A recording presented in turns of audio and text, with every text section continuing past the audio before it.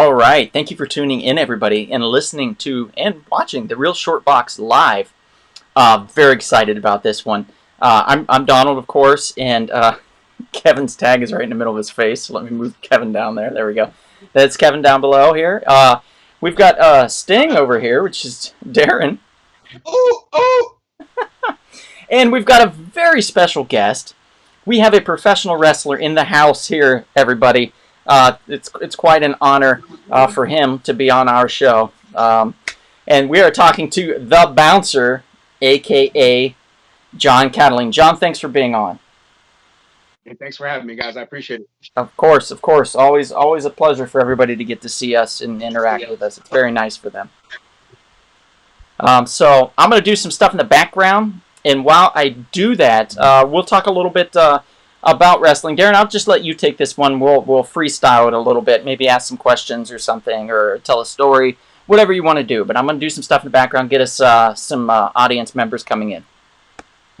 All right. So here's the deal. As always, I like to throw it off to you guys first. It's a very common question we've seen on our podcast before, but it always provides a very interesting answer. And our special guest, the Bouncer, I want to ask you, after reviewing our list, what wrestling face or hero are you surprised did not make our Tournament of Champions?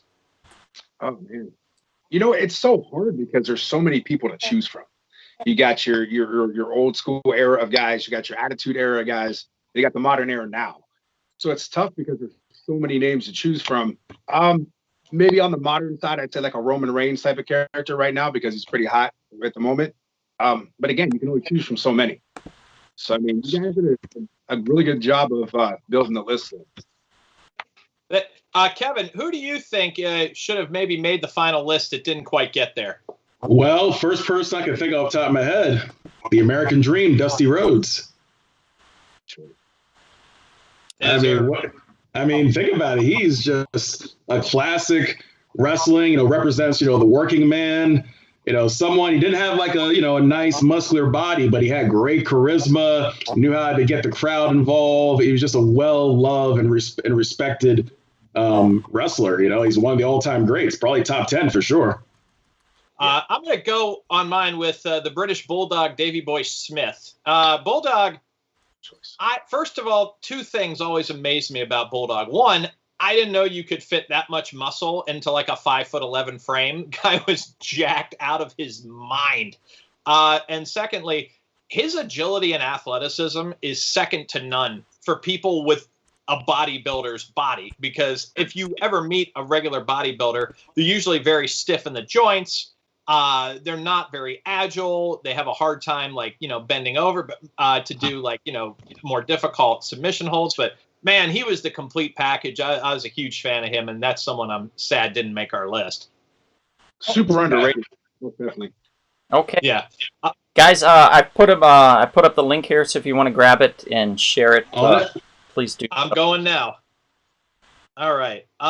So what I want to take an opportunity to, considering we're gonna bring in an audience bouncer that maybe are not too familiar with the actual workings of professional wrestling. Can you like what you think is a major difference between WWE style wrestling and working for promotions such as the ones you work for?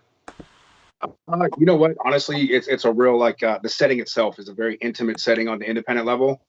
So for me, when I went to my very first independent show in '93, I couldn't believe the difference between going to a WWF show at the time and, you couldn't get near anybody. There's guardrails, there's cops, you couldn't touch anybody. And then you go to an independent show and you're literally standing this far away from a big name star that you watched on TV for years. So there's always that intimate side to it. The crowd's a lot closer to you, that you really have to play to them. I don't know, again, it's just like that intimate setting to me has always been really cool to be able to really reach out and be right that close to the fans.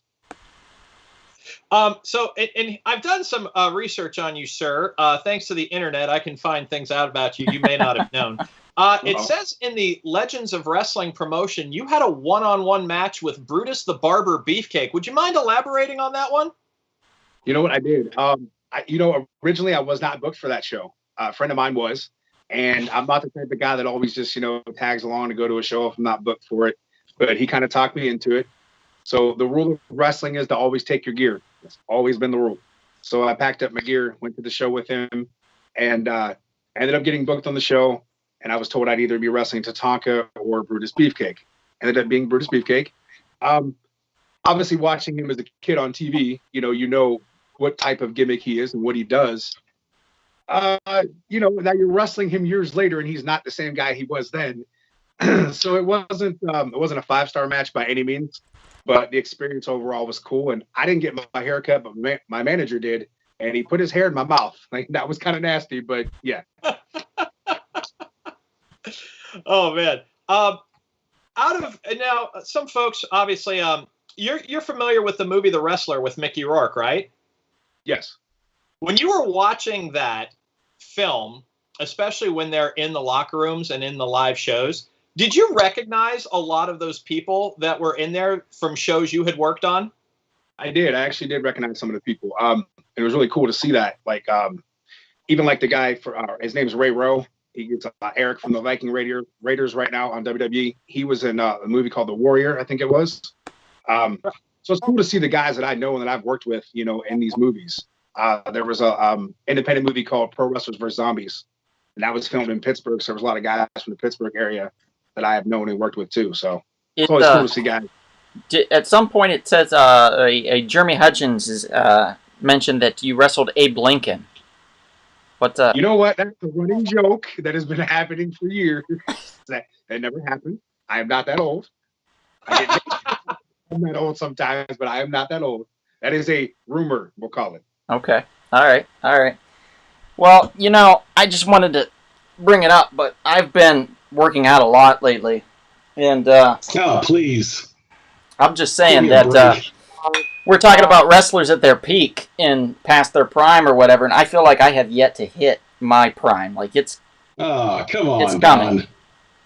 Like, stop this nonsense. This is like 100 pounds, and I'm just lifting it like it's nothing. Like it's nothing. Don, come on, man. You're biting more than you can chew. You're not all that, bro. I don't know, Kevin. I have 2 or 3 more of these drinks, and I could challenge anybody. I could rule the world. I'm telling you now. Look. Well, one thing I've noticed is we've got 10 people so far viewing live. So for those of us, in case we have anyone new, what we'll be doing tonight is an NCAA basketball style bracket. We have 16 pro wrestling faces. 16! And we're going to have 8 first-round matches. We're going to have 4 quarterfinal matches, 2 semifinal matches, and 1 final match. And whoever is going to be our greatest hero will be voted on by you, the audience. You are the one who decide this for us. Yeah. The people. So once this happens, next week when we do our greatest villains bracket, we are going to take our champion from the heroes bracket and put them one-on-one for the ultimate showdown. But we're just getting started here tonight. We're getting started. And real quick, before we get started, I want to bring up a couple points of interest. I know that sounds kind of like it would be boring, but it's totally not boring, guys. It's exciting. This is exciting news. I probably should have said that after I had all this stuff ready and set up, but I don't. So I'm just going to keep talking like this really slowly until I get to where I need to be, and then it'll be like, whoa. So I'm here now, so here it is. First of all, we have a couple of sponsors. One of them is a company called Half's Hot Sauce. For those that you don't know, Half's Hot Sauce is an Ohio-based company that sells, makes, and puts on things the best hot sauce, I think, personally, around. We have Killer Kiwi, Indigo Fire, which is a blueberry hot sauce, Sugar Rush Peach, which is a peach hot sauce, Pineapple, which is a pineapple hot sauce, Hot Tropic, which is a riff off Hot Topic, but still a great tropical hot sauce as well. They even have one called Trippy Pickle. And I'm telling you what, if you haven't had one on a cheeseburger, or haven't had any of this sauce, you need to have it. It's fire. Like, it's amazing. I really highly recommend it. Hey, Jed, I noticed you just logged in. Howdy to you too, sir. Yeah, Jeremy, by the way, he says, love you, Bouncer. So he's sending his love your way. Love you too, buddy. And Jed, thank you for joining us. We very much appreciate it. So, one more point of interest besides Half's Hot Sauce. We have another great thing. We have another sponsor that we just officially sealed the deal with. I believe it was last week. And this is Splattered Frog Brewing. Now, all you have to do is go to splatteredfrog.com. That's their website there. They have a little bit of merch started. The company's just starting out, so they're just getting their feet wet with a lot of things. But they do have a really cool shirt and a really cool hat. And I think it's excellent. I have both. I love them. I sport them around. You, too, can sport around a Splattered Frog hat or shirt, or both. All you have to do is go to the website, Splattered Frog, and type in the code HEADLOCK. This is a very special promotion for the Real Short Box only. You type in the code HEADLOCK, and you receive 25% off your order. So you can get one of these wonderful hats or shirts mailed to you for just a little under $20 with that discount. That's including shipping. That's a great deal, guys. So if you get time, please check them out, splatteredfrog.com. I'm going to put the link on the chat. So, since we have you here, Bouncer, and we're still waiting for the chat room to pick up a little bit here, so there's some terminology that I think our audience might be really interested in hearing. I feel like in the wrestling world, they have their own language that is very different from anything you might have. So I pulled up a couple terms here, and I was wondering if you'd explain to our audience what they mean. The first one would be called, or the first one that I have here is bringing the heat. So basically, when you're in a match, you have your usually it starts out where your good guys will get to shine, which means they get to do their thing, and the heel puts them over per se. Then you'll have your point in that match where the heels will start to put the heat on you, which is where you got that from. And that's where the heel takes over on the baby and kind of works him over. You'll have your hope spots where the baby will fight back, but then he gets put right back down, which usually leads, if you're doing a tag match, into a hot tag. Or if you're doing a singles match, you'll fire back up as the baby, and then you'll work towards your finish of the match. All right. Now, this is the ultimate question. This is the one that everyone always has to ask, and people who don't know the business never can get the answer right. Is wrestling fake? You know, I've pretty much the entire time I've been in the business. It's not. I think a lot of people take it as the fact that it's predetermined, that okay, automatically it's fake. It's not. Let me tell you, I've been hit with steel chairs. I've been hit with many objects that do not. Yeah, they hurt. They're not fake. Let me tell you, nothing's rigged. It's not a fake chair, it's a fake table. Wow, you're listening again, huh? Okay. Yeah, you know, it's basically just, I think everybody gets lost in that whole predetermined thing because they say, oh, well, this guy's going to win tonight, or he's going to go over, which is another, I think, way of saying win. And then they take that and they say, oh, well, it's fake. We're out there hitting each other just as hard as can be, man. And definitely not fake. Most definitely not fake. Looks fake. How many injuries have you sustained throughout your career? I'll tell you what, I've been super lucky. And if I had some wood close, I'd be knocking on it. I've had a lot of bruises. I've had sprains, strains, but thankfully nothing that's kept me out for any determined amount of time except for the whole 2020 pandemic thing, which sucks. Yeah. And just one more question on this topic real quick. People think that the wrestling ring is rigged in a certain way to make it feel like you're falling on a mattress from a bed. Is that true? Not at all. It is, in some cases, I'll tell you a story. I wrestled a show, I want to say this was maybe like within my first 10 matches. And the man that trained me, he told us, he said, I'm going to tell you guys, this ring is very stiff, meaning that it's like falling on concrete. All right, we're young guys. We didn't really understand that yet. So we get in there, and we didn't take bumps until the end of the match, basically. And it was me and my tag partner at the time. We both took bumps at the same time. And honestly, we hit. And I felt like, I know it for me, it felt like my soul left my body. And I couldn't breathe. I was like, holy hell, he wasn't joking when he said this thing was stiff, right? So you have your old wood rings, which that one was, and then you have your rings with the steel frames.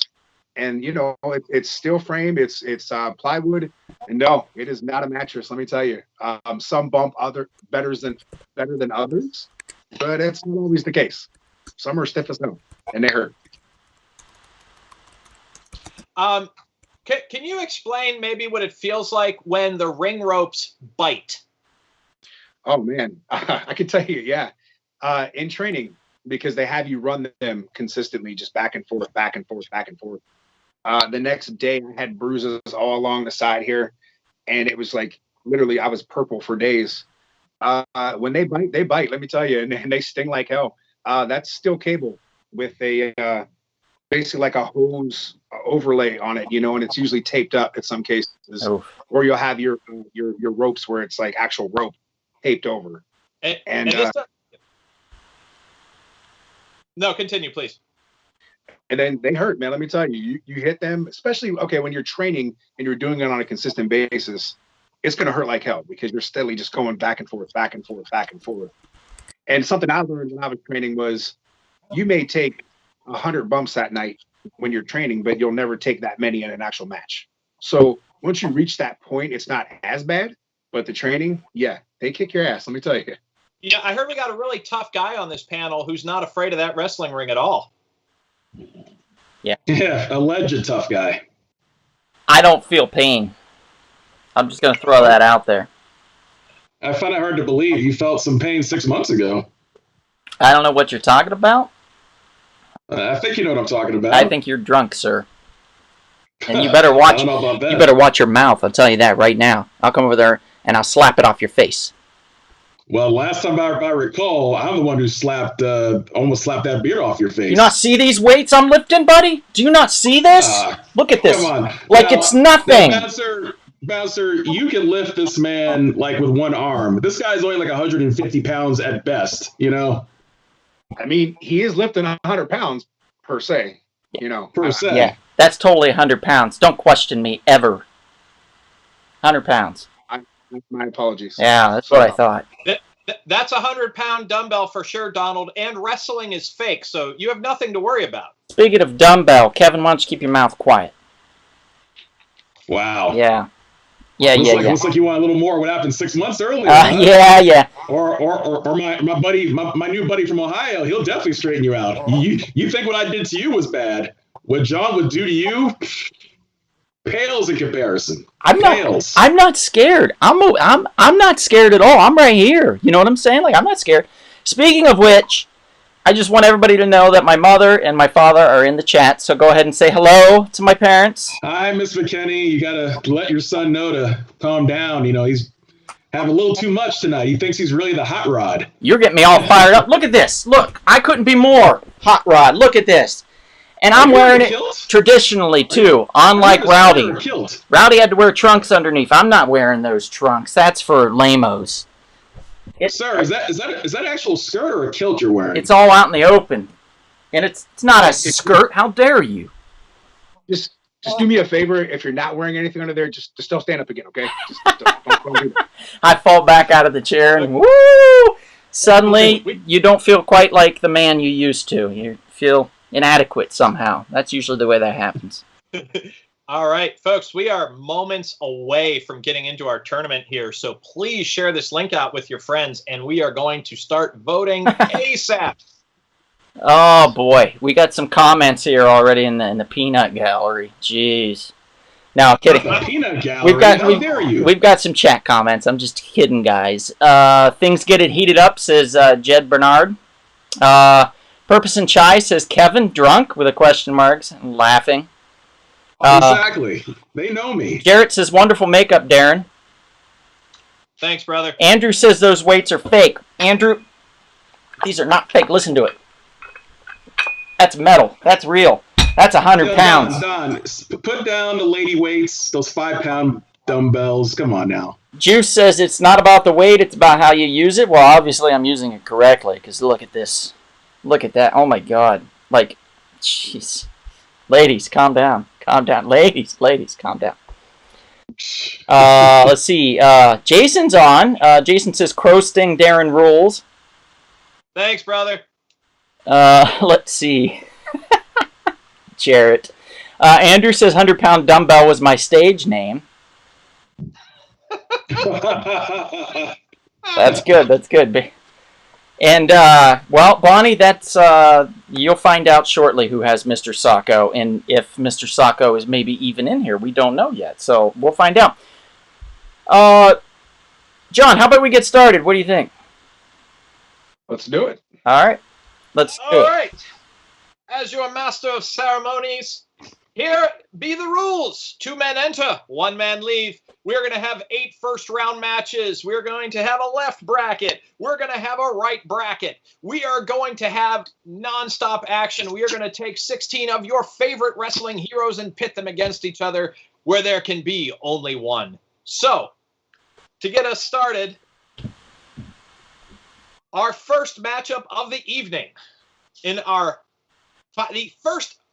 first round, folks. Here we go. We have a matchup of icons who rely on a supernatural spirits for strength. A true first in professional wrestling.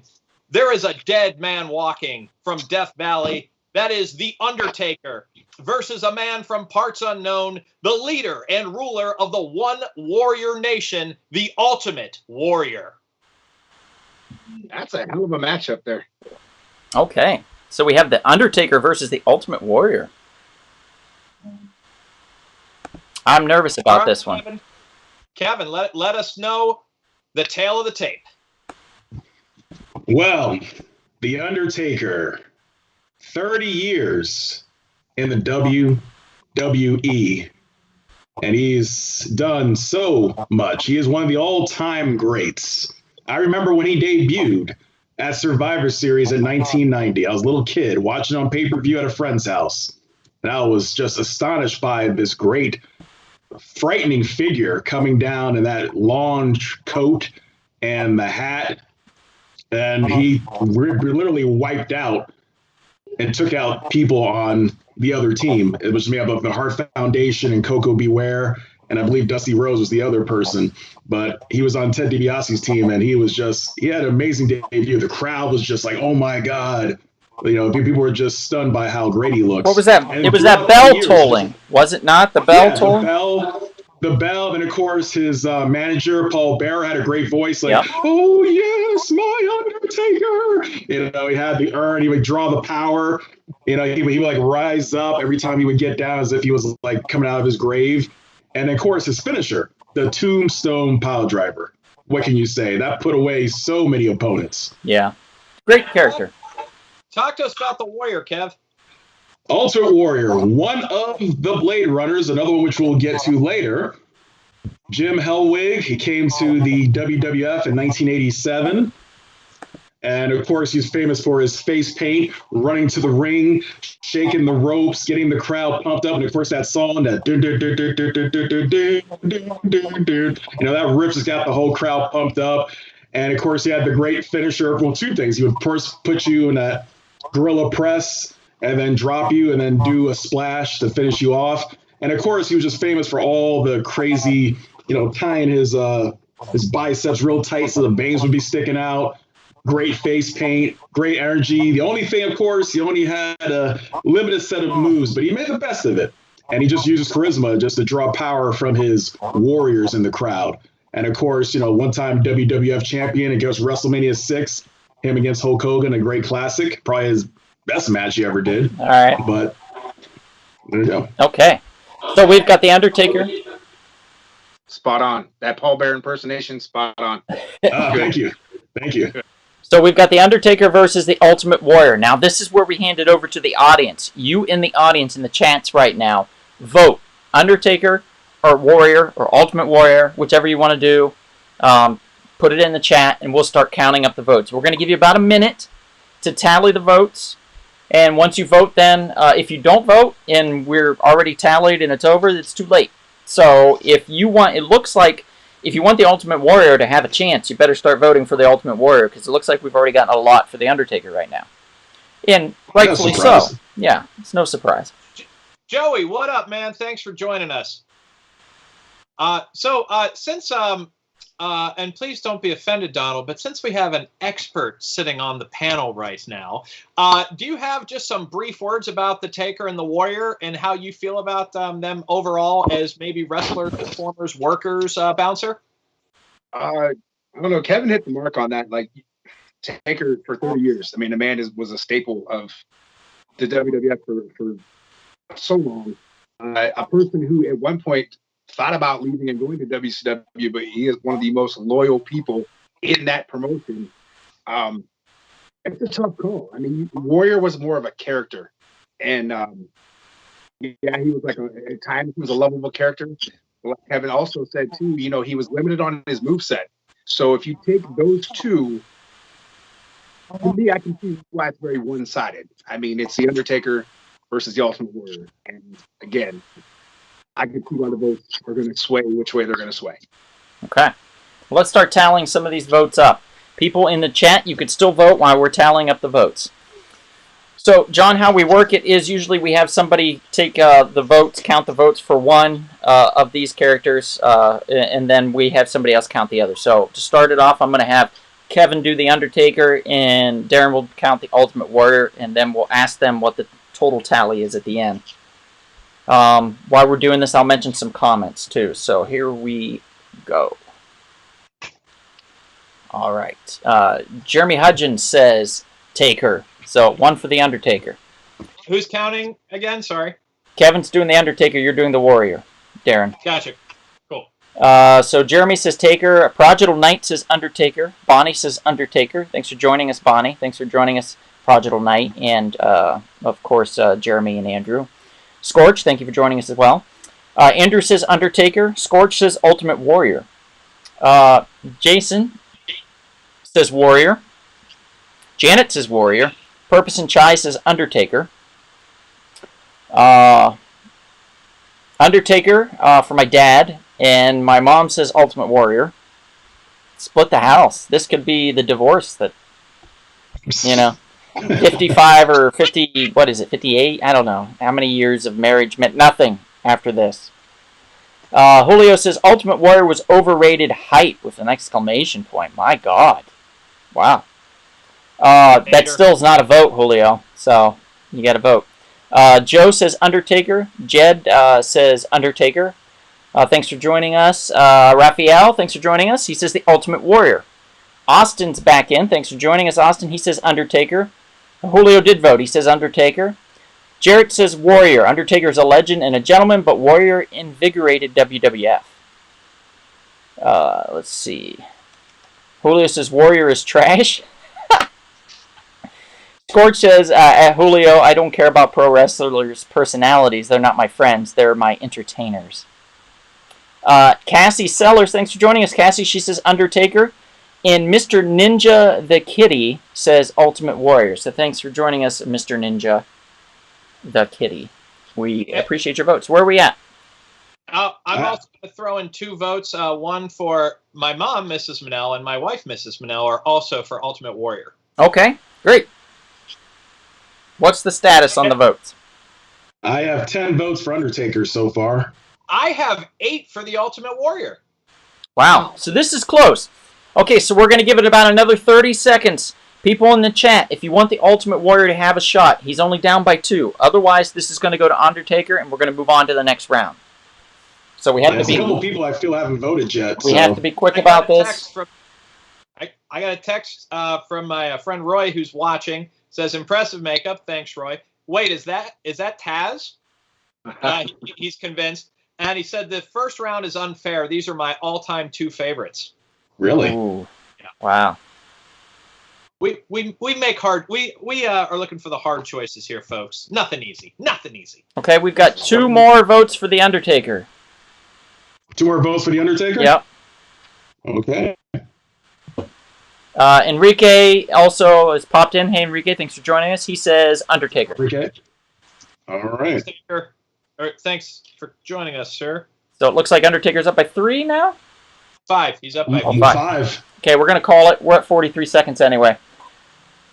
Undertaker takes it. Ricky Barnett pops in, says Undertaker for sure. So that's it. That's the end of it. Undertaker wins. Ultimate Warrior is going to go cry to his mommy. All right. Here we go, folks. So we are now going to feature our special guest of the evening, the Bouncer. Here we go. We have a matchup between icons of the modern era and two of the most sarcastic guys ever on a microphone. We are talking, of course, about the chain gang soldier John Cena versus the Ayatollah of a rock and a roller, Y2J, Chris Jericho. Nice. All right, so here's how I got it broken down for you. You got a guy who goes by many names over the years, including Lionheart, the man of 1,004 holes, as you said, the Ayatollah of rock and roller, the Devil God, Y2J, and most recently, Le Champion, a guy that I feel was reinvented himself no matter where he goes. But watch out what you say around him, because you may end up making the list. The one and only Chris Jericho. His opponent, the man who started out as a prototype with ruthless aggression, then became a rapper who lives by the motto hustle, loyalty, and respect. Apparently, you can't see him, the doctor of thugonomics himself, John Cena.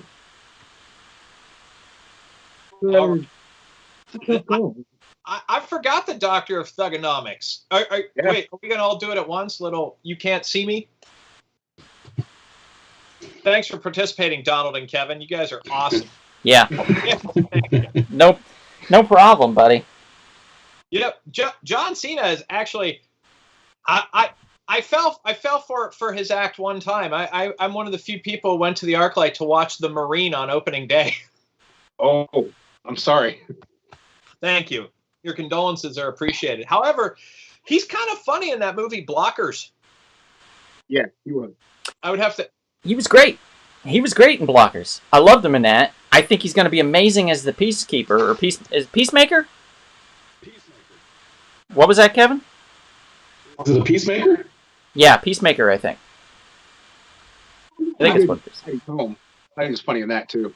Yeah. In which one? Daddy's Home and Daddy's Home too. I think it's pretty funny in those. Oh, okay. I don't think I saw that. Huh. Well, another thing, and I'm going to pose this to the Bouncer and the audience, actually. Chris Jericho is the lead singer of the band Fozzy. I've never heard a song by Fozzy. Are they any good? Actually, yeah. I actually made a post about that when I was at the gym. His song Judas came on. And that's his current music for AEW. The song's really good, man, and it gets you hyped. Like, I can see why the crowd sings it after it's over. It shows. But yeah, definitely check them out. They're pretty good.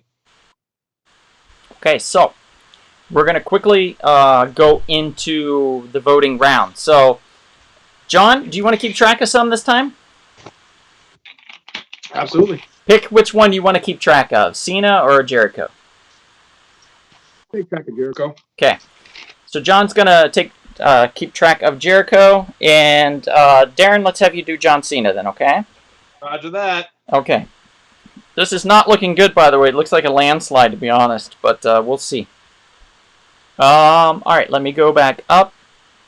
Bonnie says Y2J all day. Joe says Chris Jericho, the Lion Tamer, WCW. Chris Duque pops in and says, hello. Whoa, Darren, representing in face paint and everything. I love the passion. And let's see. Thanks for joining, Chris, by the way. Ricky Barnett says the champion, Chris Jericho. Jarrett says Jericho is a worker and earned his win. I vote Jericho. Andrew says Y2J, exclamation. Enrique says Jericho. Scorch says... okay, I see what he said. Never mind. Chris says, this is one broadcast I'm not going to know much about. LOL, I loved WWF when I was a kid. I really loved the Ultimate Warrior and Hulk Hogan. Well, we already did the round of Ultimate Warrior, Chris. But I got a feeling Hogan's coming up, buddy. And, of course, I'm representing with an old schooler. So, you know, we're good there. Jason says Jericho beat Stone Cold and The Rock in the same night. So Wow. I think he's voting for Jericho. That says something. Jarrett says, I once did a dramatic reading of The Marine. Go figure. Cassie says, have to vote Cena because my son likes him. Okay, no problem, Cassie. We'll allow it. Julio says, I don't know what a goat is because I'm not a farmer, but Jericho is the greatest of all time. So we got a vote there. Jeremy Hudgens says Suicide Squad. Correct. But he's also going to be in the HBO Max series of the same character. Jed Bernard says Jericho is a singer, ? Exclamation point. Let's see. Jeremy says I dig him. Bonnie says Fozzy rules. Austin says Cena. Janet says my vote's on John Cena. Scorch says Chris Jericho. Jeremy says Jericho. Jed says I think Jericho. Chris Duque says I vote John Cena because he speaks Mandarin Chinese, which is totally badass. My mother says John Cena. My father says John Cena. Angie, thanks for joining us, Angie. She is voting for John Cena. Man, Cena's making a comeback. Now, see, with that vote, your parents have brought the love back in the house. Yeah. See that? Let's see. Cena is a great dude, but that's it, says Andrew. And Mr. Ninja the Kitty says Cena. So we got another vote for Cena. So where are we at with this, guys? It's got to be close. We also have 2 votes from both Mrs. Manels for Cena. That gives Cena 10. Wow. I have 11 for Jericho right now. Ooh. Uh-oh. There's a possibility the Supreme Court may need to do a job here. Can you let the audience know what that entails, Cam? We got another vote for Cena from Prodigal Night. Oh my God, we are tied now, right? It's tied.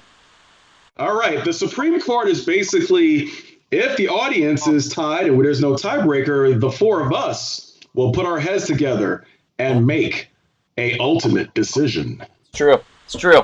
Let me just get my weight here. I got to keep working out. I can't rest on my laurels. In fact, I may need to look for my judging rules. John, it's funny. I haven't seen you lift anything this whole time. I mean, come on now. Almost laughable, really. Over 20 years. Come on now. Have some mercy, Donald. Actually, other way around. He should have mercy on you. No rest for the wicked, my friend. Oh, wow. Look at that. Don't push the bear, Donald. Don't push the bear. I'm sorry. What were you saying, John? I didn't hear you. I said, when you've lifted for about 5 seconds, I just spent 4 hours in the gym before coming on here. So. Yeah, you say that, but I didn't see any proof, or I wasn't there, so it doesn't count, really. I'll send you the picture when we're done. Go on Instagram and check it out. All right. Out of curiosity, if does Raphael's vote tie it, or is Cena up 1? Prodigal voted Cena. Raphael put Cena up by 1. Cena's up by 1? Yeah. We're going to go 1 more minute on this, guys, since this is a really tight one. And if that's not the case... I'm a little disturbed here, to be honest with you, where this voting's going. Yeah. Really surprised. So, yeah. We got the timer started here. I usually put the timer... One of the greatest Canadian wrestlers. I usually put the timer up on the screen, but I'm lazy today, so it's not going up on the screen, whatever. I'm timing it right here. Look at this. It's timing. It's being timed. We're good. It's fine. I mean, if the Supreme Court needs to decide this, I think it'd be appropriate. I think all of us understand the significance of a certain wrestler to the history of wrestling over the last 25 years.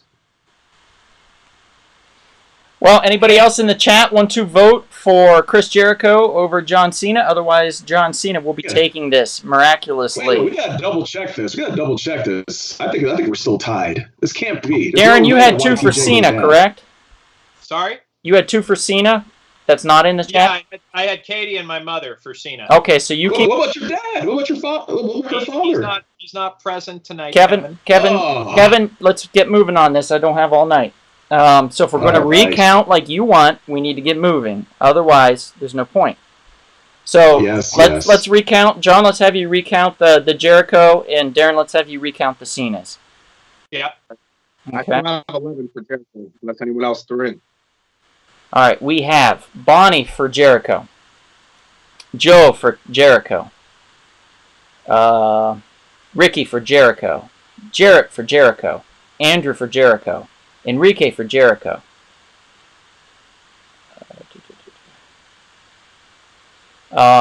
Jason for Jericho. Cassie for Cena. Julio for Jericho. Austin for Cena. Janet for Cena. Scorch for Jericho. Jeremy for Jericho. Jed for Jericho. Chris for Cena. My mom for Cena. My dad for Cena. Angie for Cena.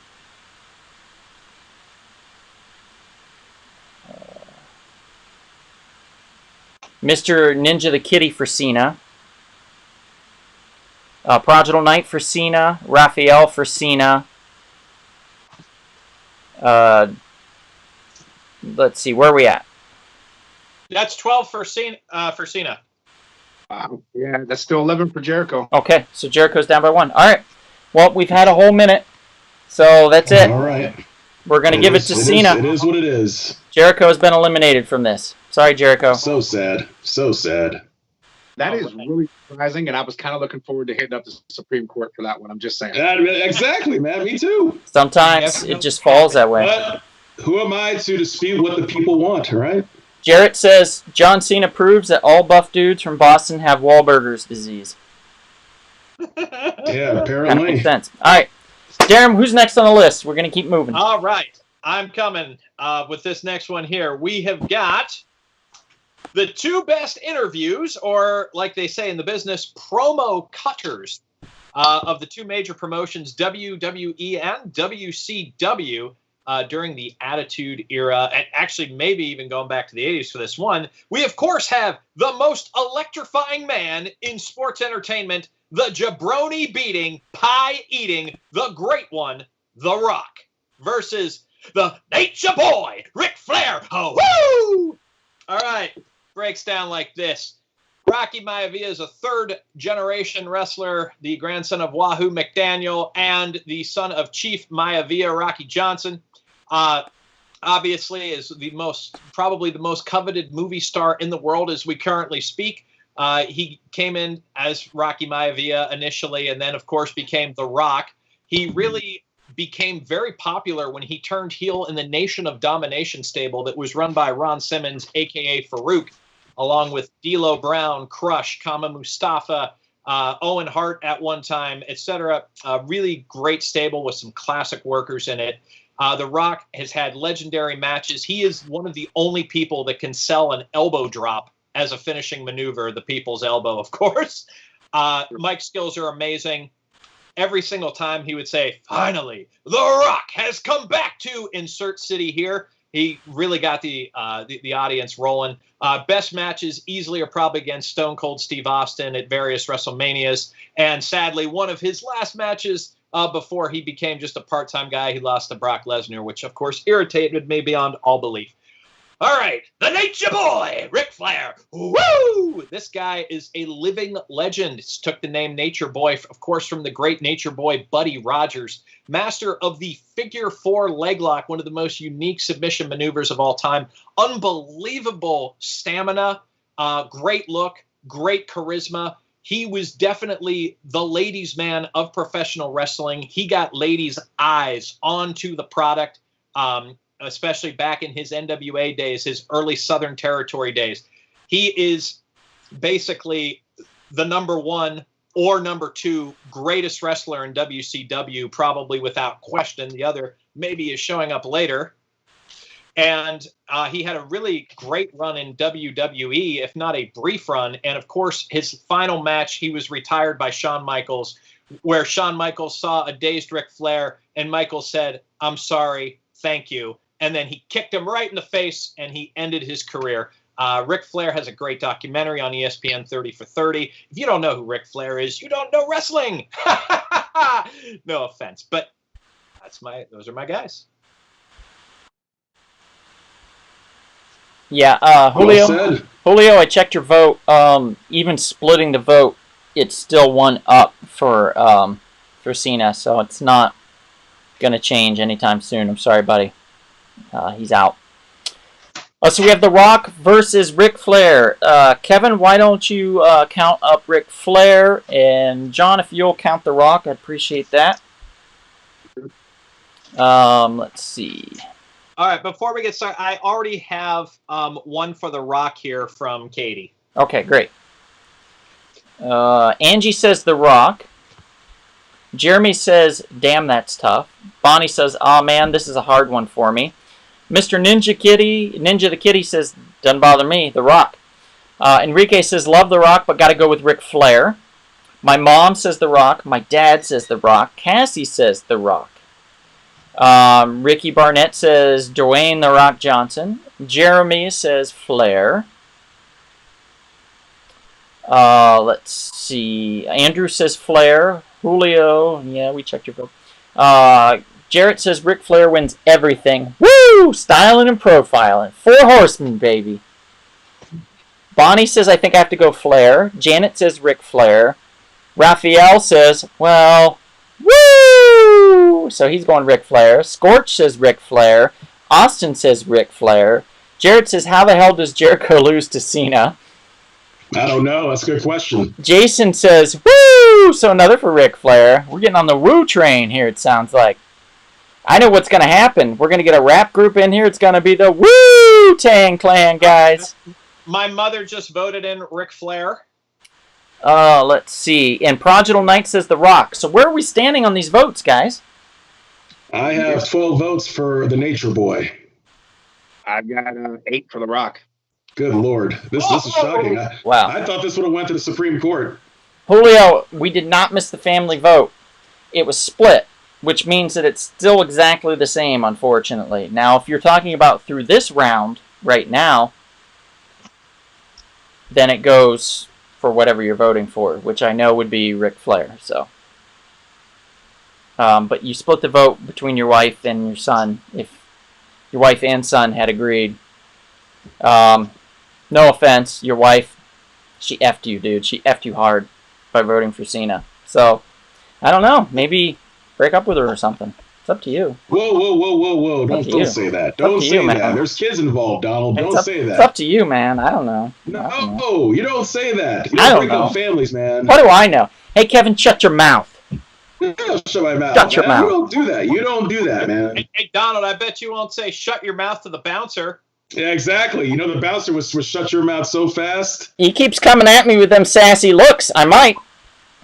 Ha. You ain't seen nothing yet, buddy. Wait a second. Did you tell me you're supposed to be coming out here sometime in the near future, sir? You know what? I actually am going to be in the California area in about 2 weeks. So keep talking. 2 weeks? Well, that's a shame. You know what? I do have freaking flyer miles. I can bring out in about. Let me 5 just days. How's that? let me just stretch here for a second. Okay. Oh, wow. Oh my God. Blow those up. Woo! Can you blow those up? You know, I could have tattoos on my arms too if I wanted. Just saying. Yeah, you could. Could, totally. You can like a strawberry right here. Be nice. Anyway, okay, so it sounds like Ric Flair actually defeated The Rock. I could be wrong here. Yeah, I hate to say. Well, I'm not saying I hate to say it. It has happened. Hey, yes, Kevin. It has happened. Angie said you need some water because you're super salty over that Jericho loss. I am. I actually am. You know what? I will have some water. Yeah, you should. Okay, so, wow, this is a very big surprise again. We've had some surprises, guys. Ric Flair beats The Rock and moves on.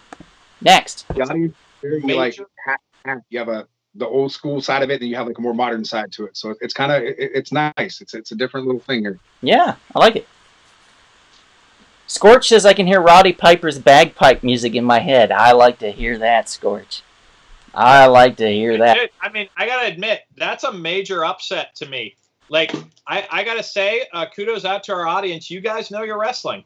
I'll give it to you. I didn't see that one coming. You looked past all the big movie releases and went straight to the wrestling. Yep. Much commendation to you. All right. Are you ready, Donald? I'm ready. You're up. We are talking about the 2 most popular superstars during the most popular era of professional wrestling. Oh, snap. In the 1980s. Of course, we are talking about the immortal Hulk Hogan versus the Macho Man, Randy Savage. All right. That's a tough one. Way to start out the first round. Wow. You thought that first round was tough. You ain't seen nothing yet. I mean, you want to snap into a Slim Jim, but you also want to be a real American. So what do you do? What do you do? You don't know. We have professional Mr. Hollywood here, Terry the Hulk Hogan, versus the Macho Man, Randy Savage. Oh, yeah, Hogan. It's great. This is a great one. These guys battling it out in the ring. You have, wow. I mean, you have Hulk Hogan having 12 titles overall. 6 in WCW championships, 6 in the WWE. You have Randy the Macho Man, Randy Savage, sorry. He's had 29 championship reigns with 11 titles during his 32-year career, which is quite amazing. And his brother, Leaping Lanny, not as many, but still carved out a very wonderful niche career as the Genius. The Genius, yes. The sidekick to one Mr. Perfect, if I recall. One might remember in the WWF in the ultimate match of Hulk Hogan versus Andre the Giant, in which Andre was being retired, essentially, and Hulk Hogan had to pick him up and pretty much just body slam him. Andre the Giant, I don't know that those that don't know, they don't call him Andre the Giant because he weighs just a little bit. The man's a giant. He weighed a lot. And for Hogan to be able to use his strength, I would have blown out my asshole. I'm going to be honest. I'm going to be real here. That asshole would have been on the floor. It would have just about blown that thing out. Gone. No one... After the weights? Or? Yeah, buddy. You'd have blown your asshole out, too, trying to lift Andre. He's a big guy. He's a big guy. So, and then we have the Macho Man Randy Savage, who was a showman. But he was a superior athlete. He was a top rope kind of guy. He would get up on the top rope and he would jump off and give you an elbow drop like nobody's business. He was the spokesman for Slim Jim, which Hogan did not have. So there's that. But also, there's this pop toy that says hello. I'm not trying to sway anybody. I'm just showing you the marketing capabilities of Funko Pops. And also, just a real big shout out to my dad, who, when I was a kid, walked up to the ring and took this photo for me. Now, right here, we have Lanny Papos. That's Randy Savage's brother. So that's the good connection right there. And then over here, of course, we have Hogan in full on, puffing out his chest, breathing real hard, ready to kick Mr. Perfect's perfect ass over there. So my dad took this photo, Jesus, probably 30-some years ago. So thanks, Dad, for this. Great souvenir that I have on the wall. And with that, anybody else have anything that they want to add with these two titans before we go to the vote? Man, honestly, like, that's a tough one for the first round. Like you said, you got Hulk Hogan, who, to me, is the person that everyone knows. Like a Ric Flair. Those are the two names that pop up the most, I think. Someone says wrestling and you say Hulk Hogan, Ric Flair. Obviously, you got Macho Man, who, again, is a household name. Yeah, that's a tough one, man. I want to see how the audience picks on this one. Yep. So let's go to the vote. I'm going to hit start. We'll go a minute on the vote. Everybody in the chat, this is your opportunity to vote. Let us know who you want to win, Hulk Hogan or the Macho Man Randy Savage. Guys, there's only going to be one winner. And I have a feeling that whoever wins this could possibly walk away with the whole thing. They're that good. All right, so let's start counting votes. Kevin and Darren. Kevin, you're going to be Hulk Hogan. Darren, you're going to be Macho Man. Let me tell you something, brother. Could you give one to Hogan from Katie? All right. Okay, so we've got a lot of votes coming in here. Jarrett says Donald is the Andy Kaufman of champions. I'll take it for now. We'll see where this leads. Jeremy says, I need to give Don the claw with the hook hand. Oh, damn. All right. Wow. See, man, you're drawing a lot of heat there, Donald, for your silly comments. Well, I can see the tiny picture of Jeremy. He looks pretty small, so I don't think I'm scared. He's like this big, guys. It's like this big. This big. Wow. No? Oh, no? Oh, okay. All right. Mr. Ninja the Kitty says Macho Man. Jason says, oh yeah, Macho Man all day. Cassie says 1000% Hulk Hogan with a bunch of muscles afterwards. She's probably, those are my arms, Cassie. Thanks for putting those up there. I appreciate that. Those are not your arms at all. No. Evan says Hogan. Hey, Evan's in the chat. Thanks for joining us, Evan. What's up, Evan? Andrew says Macho Man. Jarrett says Macho Man. Oh yeah, Hogan makes a very lackluster sex tape. What? That's a good point. No. Bonnie says Hulkamania, brother. Scorch says Macho Man Randy Savage. Angie's going with Macho Man. Frank Huff, thanks for joining, Frank. He's going Macho Man. Janet's going Hulk. Ricky Barnett says Hulkamania. Jeremy says got to use that plug, Donald. I don't think I'm going that thin yet. Plugs in my hair. Bonnie says thanks for the image. Jared says I blew. Oh yeah, that's true. You got to use. That's why he's saying got to use that plug. I get it. Jared says I blew out my asshole once for rent money. Enrique says I'm going to go with Macho Man mainly because he and Ricky Steamboat stole the show at WrestleMania 3. That's true. A good point. Also, a lot of people don't know this, and a lot of people do, that Ricky the Dragon Steamboat stayed a face his entire career. He never went heel. He was a good guy the entire time. At some point, but they wouldn't let him. One of the guys, really, think about it. That's, wow, yeah. Yeah. Jeremy says Hogan had right guard. I forgot about that, Jeremy. Thank you. Angie says WrestleMania 3 was awesome. Scorch says I liked Andre the Giant and the Honeycomb cereal commercial. I don't remember that. I'm going to have to look that up later. Austin says Macho Man. Angie says great photo, Dad. Raphael says Hogan. My dad says Hogan. My mom says Hogan. My dad says thanks, actually. Jeremy says Hogan. Janet says you were styling with those sunglasses, Kevin. And Anthony says hello. Hello, Anthony. Thanks for joining us. So where are we on these votes, guys? It sounds pretty even. Yeah, I have 10 votes for the Hulkster. I have 10 for the Macho Man. Uh-oh. Wow. Oh! So you mean to tell me the Supreme Court might get to do some work tonight? We might have to actually work, yeah. We might be weighing in. My mother came in at the very beginning with a vote for the Macho Man, which is why we are currently at 10-10. Damn, yo. Well. Okay, so anybody in the chat that wants to cast a vote for Hogan or Macho Man, please feel free to do so now. That's right, Jason. The mega powers are exploding. Yeah, it's true. And Scorch, yep, you said it too. Uh-oh. All right, Frank, verified. Trenton is with you. I need verification. I trust Frank. Frank's a good guy. I trust him at his word. So as long as Trenton is with you, we can count that vote. So just let me know. In the meantime, anybody want to vote? Looks like this may go for a vote for Macho Man. I'm just waiting on confirmation. If anybody wants to vote Hogan to tie it up. Otherwise, it's going to go to Macho Man. And I'll tell you what, I'll be shocked as shit. This is a good point from Jason in the chat. Tiebreaker should be who carried the Ultimate Warrior better during their match. Yeah, good point. Okay, so Frank confirms we have one more vote for Macho. Macho is currently winning by 1 vote.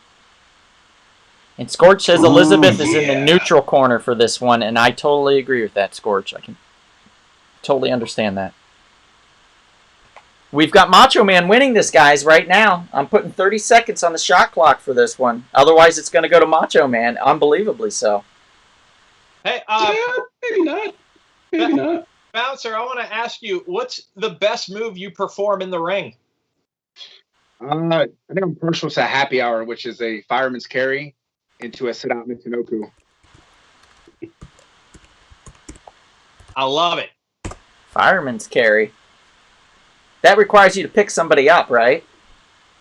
Yeah, that's going to be you, Donald, in about a week. Well, I'm just surprised. You can actually lift somebody.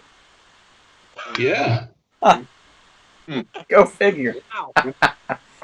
Oh, boy. I know I can. That kilt's making you feel like a man right now, huh? Yeah, it is. It really is. The kilt makes Probably both. Yeah, it's the liquid courage and the kilt courage. Anthony's voting Macho Man, so it's done. Hogan lost. Oh, man. I can't believe this. Goodness. Wow. Anthony, you're a piece of shit. You're a Pete. No, I'm kidding. That's fine. Hogan loses. Macho Man moves on. That's that. All right. If I'm allowed, because I know that we kind of stay out of this point of it, but if we were to have a vote on that match alone, what would you guys have said as far as your pick, just for fun? I mean, we've seen it before, obviously, but just for the guy who has the more unique arsenal of moves, I go with the Macho Man. I would take Hogan on Image alone. Yeah, for me, I have to go Hogan, just because, like I said, he's the most recognizable name in wrestling. And that's just my opinion. But I would have to definitely go Hogan. All right. Yeah. All right, Kevin, you're going to be up. We are halfway through the first round. This is getting great, guys. Here we go. We are now going to feature in this next matchup that Kevin will introduce the smoothest workers and in-ring technicians of their respective companies, the WWE and WCW. Of course, we are talking about the excellence of execution, the best there is, the best there was, the best there ever will be, the pink and black attack, Bret the Hitman Hart versus the franchise of WCW, the icon only known as Sting. Oh, wow. Yes, indeed. You know, two great wrestlers. Let's start with Bret Hart, the son of the late, great Stu Hart, a man who was trained in the dungeon out in Calgary, Alberta, Canada. You know, he comes from, him and, of course, his younger brother Owen are the most famous from that family. He came to the WWF around 1983, and him and Jim Neidhart, of course, were part of the Hart Foundation. So, of course, great tag team during that time. And then when he broke off on his own as a singles wrestler, he established himself as one of the best wrestlers in the business. We saw his full skill set as Intercontinental Champion and later as the WWF Champion. And, of course, we cannot forget the infamous Montreal Screwjob in late 1997. And, of course, he took his talents to WCW, where, unfortunately, they did not do a good job of using him. But that's a story for another day. And, of course, on the other end, you have the great wrestler, the other Blade Runner, and one of my personal favorite wrestlers from back in the day, the Stinger, Steve Borden. Started out in the UWF and then worked his way into JCP, Jim Crockett Promotions, later WCW. Also a man who won multiple championships, had great matches with Ric Flair, great matches with Hulk Hogan, and of course, great matches with the ravishing one, Rick Rude, as well. He is someone who used two different gimmicks that were super popular. One as the surfer dude guy with the colorful face paint, and of course later on, as Darren is depicting, the Crow version of Sting. And of course, one of the best finishing moves that I love, the Scorpion Deathlock. And of course, got to mention with Bret Hart, the sharpshooter. They're basically the same moves. The only difference is the sharpshooter is done left-legged from Bret, and the Scorpion Deathlock is done right-legged from Sting. So this is a great matchup here. Two franchises, or two people who basically carried the franchise of their respective federations at the time, or promotions, I should say, at the time. Let's start the voting. We're going to have to get moving on this. So everybody in the chats, cast your vote now. Bret the Hitman Hart or the Crow? The Crow. The Stinger. Yes. Donald's not a really big fan of that version of Sting. Kevin, hang on a second. John was saying something. Question for you guys, since we're tallying up votes real quick. Which version of Sting do you guys prefer? Do you like Surfer Sting or Crow Sting? Surfer Sting. See, I'm a Surfer Sting guy too, man. Yeah, 100%. Like, the Crow Sting, that's a shtick that you stole from a movie and a comic book, so stop it, Like, no. I mean, Crow Sting has amazing presentation. I love him hanging up in the rafters with a black bat. But the thing is by that point, he was clearly getting older. He could still wrestle as good as ever, but he was getting a little older. I think Surfer Sting just was a lot more young, a lot less beat up, a lot more exciting. Yeah. I agree. I like both, but yes, if I right, choose fine. two, I'd take Surfer Sting. I'm gonna get rid of that picture then. I had the Crow Sting up, so I'm gonna bring in. Don't worry, I prepared for this, guys. I'm bringing in Surfer Sting. There he comes. Yay! There he is. There we go. So there. Now we have an accurate representation. So go ahead and vote, guys. We got about 30 seconds left on the shot clock while you vote here, and I am going to start tallying. John, if you will, count Sting's votes, and Darren, count Bret the Hitman Hart's. I would appreciate it. All right, full disclosure, I have 2 votes right now for Bret the Hitman Hart from both Mrs. Manel's. Okay. Ray says Sting all day, better character by far. Jeremy says Sting. Jarrett says Sting. Loved his time with the police, but seriously, Sting, don't stand so close to me. Angie says Hitman, so Bret the Hitman. Julio says Macho Man. Julio, you're late. Bonnie says Bret Hart. Andrew says Hitman Hart. Smash McMahon in the face. Enrique says, damn, think I gotta go with the Hitman. Jeremy says, don't forget Joker Sting. I don't remember that one. Yeah, from Impact Wrestling, he did Joker, yeah. Did he? Oh, God, that's terrible. Ricky Burnett says Sting. Ray says, question, is Darren a new member of the Insane Clown Posse? Yes, I'm going to be managing Golga. Oh. Wow. Janet says, Bret Hart, real men wear pink and just love that as an 80s girl. Ray says Sting. Anthony says, I'm voting for Darren. Aww. Scorch says, Bret Hitman Hart. Mr. Ninja the Kitty says Bret Hart. Janet says, Darren has joined Kiss. My mom says Sting. My dad says Sting. Let's see. Jason says tough call, but got to go with the Hitman. Austin says Sting. Jason says he already voted, but he says Crow Sting is epic. He could stop the entire NWO, which included Bret. Ray says, what about the Birdman? Well, Kevin wouldn't dress as him, Ray, so ask him. Well, someone didn't lend me their bird, so it wouldn't work. Frank says, I have to vote Hitman. Sting had too many injuries early on. And Cassie says Bret Hart. So where are we at? Sounds like Bret Hart's kind of got an upper. Got to be some type of landslide because I've only got 8 for Sting. So I have 12 for the Hitman. Yeah, it's decided, unfortunately. It's over. For the Bret. Sting is done.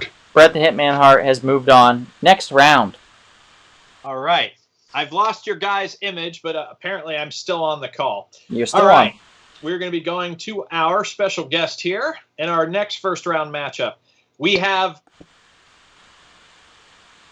probably the 2 most popular performers of the Attitude Era in their respective WCWs and WWEs, and of course the purveyors and battle of the legendary goatees. We of course are talking about Goldberg, the man, Bill Goldberg versus the Bionic Redneck, the Texas Rattlesnake, Stone Cold Steve Austin. All right, you got the guy who was once known as the Man, who had a 173 match winning streak. That's crazy, right? For a guy who just started out, who basically per se didn't have, he was very green in the business, so very new.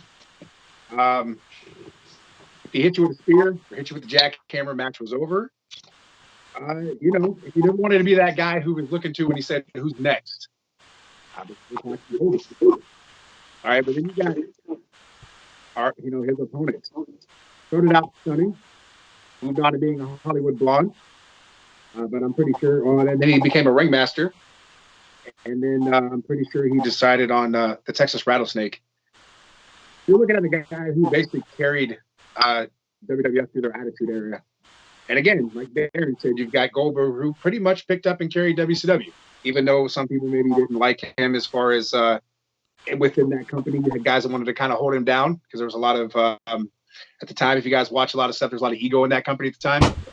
And again, you guys, these first round matches, they're tough, man. Like, I want to see what everyone else picks. I know where I would go with it. Yeah, like you said, you've got 2 guys that respectively carried the companies at that point in time. And yeah, let's see what they had to say, man. I'm eager to see where it's going to go.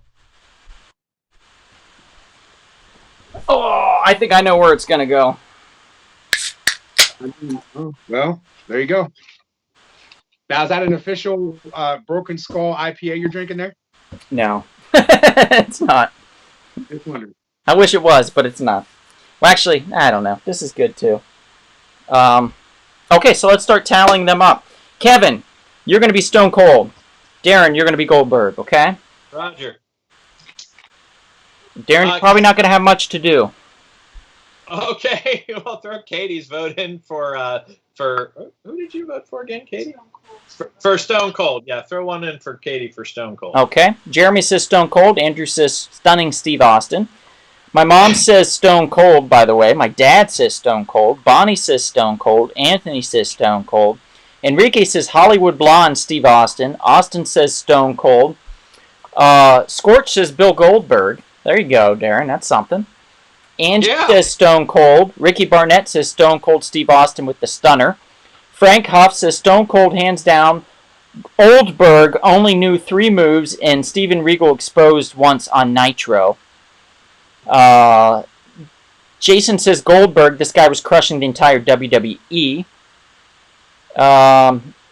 Thank you, Jeremy. Good call on the beer. Ray says Mr. 316, so we get another Stone Cold. Ray, thank you. Janet says Goldberg. Ray, you already voted. Yeah, okay, got it. Jarrett says Austin 316, and Cassie says Stone Cold. So where are we at on the votes, guys? I've got 3 for Goldberg. I have 5 times that. I got 15 for Stone Cold. Okay. Steve Austin. We're going to put Goldberg to bed now. Bye-bye, Goldberg. There we go. This is over. Steve Austin took on McMahon every chance he got. He made Vince McMahon the #1 heel in the WWE. And that was all because of that man right there, Stone Cold Steve Austin. So, well-deserved win for that guy. And moving on. I am very proud of this first-round matchup as well. We are going to be going with 2 undersized superstars who proved you didn't have to be a giant to represent the company as a world champion. I will be going with the ultimate underdog from the 619, the giant killer, Rey Mysterio Jr. versus the showstopper, Mr. WrestleMania, the Heartbreak Kid, Shawn Michaels. Nice. What's up, conversation, folks? Just you and me. Rey Mysterio was 5'5", about 160 pounds. Rey Mysterio versus Dean Malenko in WCW matches is quite possibly the most energetic, most fun you will ever see in a wrestling ring. The man of 1,000 holds versus Rey Mysterio. Rey Mysterio has agility like none other. Probably the most recognized luchador in professional wrestling. He actually was a WWE champion at one point, and to be, as I'm sure Bouncer will weigh in here in a little bit, to be 5'5" and 160 pounds and being a world champion of Vince McMahon's World Wrestling Entertainment is really uncanny in so many ways. Everything from the 619 to all the jumps off of the rope, not the top rope, the actual rope, slingshot maneuvers, suicide planches, and unbelievably great charisma, legendary matches, especially with Eddie Guerrero as well. That's Rey Mysterio Jr. Then you have quite possibly the most impressive longevity you'll see in a professional wrestler, and the Heartbreak Kid, Shawn Michaels. When you think of Shawn Michaels, you think WrestleMania. You think of quite possibly some of the greatest matches that have ever existed in professional wrestling. You have to talk about he and Bret Hart did a crazy little thing at a show once called a ladder match that evolved into WrestleMania 10's ladder match with Razor Ramon. Quite possibly one of the greatest matches in the history of the World Wrestling Federation. You have the 60-minute Iron Man match with Bret the Hitman Hart at WrestleMania 12. Widely recognized by many as the greatest match in the history of the company. You, of course, have his 2 unbelievably legendary matches with The Undertaker, including a retirement match. The first match at WrestleMania with The Undertaker was a match nobody saw coming, but it became the match of the year and quite possibly the match of the decade. Also a very talented tag team wrestler with Marty Jannetty. Shawn Michaels is the man. He is absolutely fantastic. He has not only unbelievable agility, unbelievable energy, he has uncanny wrestling skill as well. There's just not a match Michaels can't wrestle. And to put him against Rey Mysterio Jr., we've actually seen this before, and it was a fantastic match between the both of them. So I'm very curious to see what extraordinary athlete we are going to be voting for to win this first round match. Okay. Well, let's just keep this moving, shall we? John, I'm not going to give you too much to do. You can be Rey Mysterio Jr. there. And Darren, why don't you have you be the Heartbreak Kid? Roger. Andrew, I already know that you're going to vote for Shawn Michaels, so we're counting 1 for Shawn Michaels. Jeremy says Heartbreak Kid. And sorry, Ray. Angie says Shawn Michaels. Frank says Mr. 619. Shawn really was only a face with the Rockers. I disagreed there. He knows, but we'll talk about it in the chat there, Frank. Enrique says Shawn Michaels. Jarrett says Sexy Boy, so that's got to be Shawn Michaels. Bonnie says Heartbreak Kid. Miguel and I were at his last WrestleMania, and it was amazing. Oh, damn, I didn't know that, Bonnie. My mom says Shawn Michaels. My dad says Shawn Michaels. Janet says Rey Mysterio. Bless you, Janet. Cassie says Shawn Michaels. Jason says, I love Mysterio, but Heartbreak Kid is just an icon. I'm picking the boy toy. Yeah, so Jared, Rey Mysterio. Yeah, Jared says, did anyone believe Rey's finisher actually hurt anybody? It was hard to do, Jarrett. That's all that matters. And Scorch says Rey Mysterio, the Giant Killer. Frank says most of his career, Shawn was a heel or a tweener. Ricky Barnett says Rey Mysterio. Mr. Ninja the Kitty says Heartbreak Kid. Ray says Rey Mysterio. Now, that's not really a surprise. Oh, Andrew says he's voting for Ray. So take 1 away from the Heartbreak Kid and put it towards Rey Mysterio. Booyaka, booyaka. I am surprised, Andrew. Anthony says Rey Mysterio. Austin says Shawn Michaels. And then Bonnie says, I'll send you the few pics I have. My camera died. Oh, that's awful, Bonnie. Jeez. So where are we at on these votes? I guess you got more to do than I thought, John. I got 7 for Rey Mysterio. 7? I got 13 for the Heartbreak Kid. Yeah. Yeah, that does it. It's going to the Heartbreak Kid. All right, next round there, Darren. All right, this is our final first-round matchup, and this will be featuring the talents of you, Donald. Oh, is it? We have 2 wrestlers that are guests. The Bouncer has actually performed a show with. What's... I'm sorry.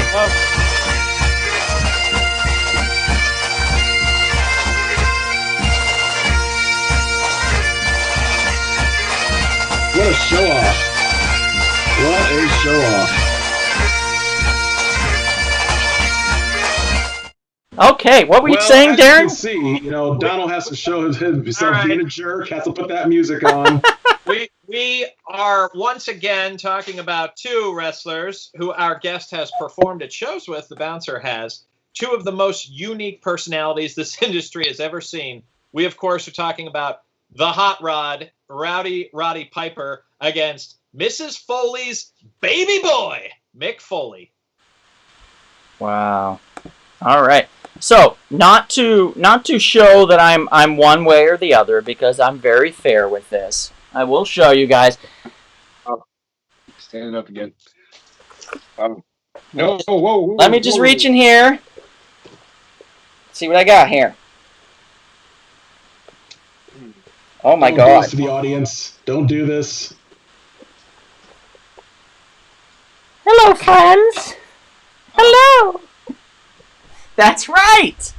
That's right. We're talking mankind, everybody. Sacco, Mr. Sacco. Yeah. So see, I'm fair. So, we have 1 Rowdy Roddy Piper, a.k.a. Hot Rod Roddy Piper, versus Mankind, versus Cactus Jack, versus Dude Love. We're talking Mick Foley. Now, I think personally that Mick Foley is probably the hardest working man in the wrestling industry, as far as having worked his way from clear at the bottom all the way up to the top to fighting some of the greats. for him to have done that, his skill set is pretty solid, but his ability to take pain is immense. And I think he used that to his advantage, and unfortunately it's too much to his advantage now because he has a little trouble. I do know, I remember his last match in Japan, I believe it was. He wasn't even supposed to be wrestling. Goldberg was supposed to be wrestling, but Goldberg during like practice or like training or something, he tweaked his back, if I recall, and they called up Foley and they said, "Can you do it?" And Foley was like in a wheelchair at the time because he was super hurt from a previous fight that he had done. And he was like, "Oh, I'm really injured. I don't know." And they were like, "We'll give you Goldberg's rate." And Foley said, "I'm in." He got out of his wheelchair and got into the ring and fought the wrestler in Japan and put on one hell of a show. And then at the end, got back in his wheelchair and they took him out because that's the kind of guy Mick Foley is. Heart and soul of the wrestling industry right there. But if you want to talk about pure pageantry, we're talking Hot Rod Roddy Piper. One of the most infamous things of him is Piper's Pit. His ability to be an antagonist, to psych out the other wrestler, not only in the ring, but outside of the ring when he's interviewing them.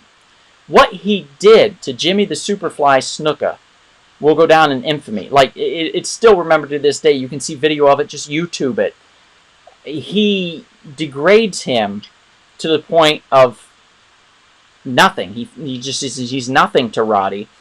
And then knocks him down, beats him over the head with the set, and starts pelting him with coconuts. You don't get that kind of pageantry anymore, and Roddy Piper was the king of it.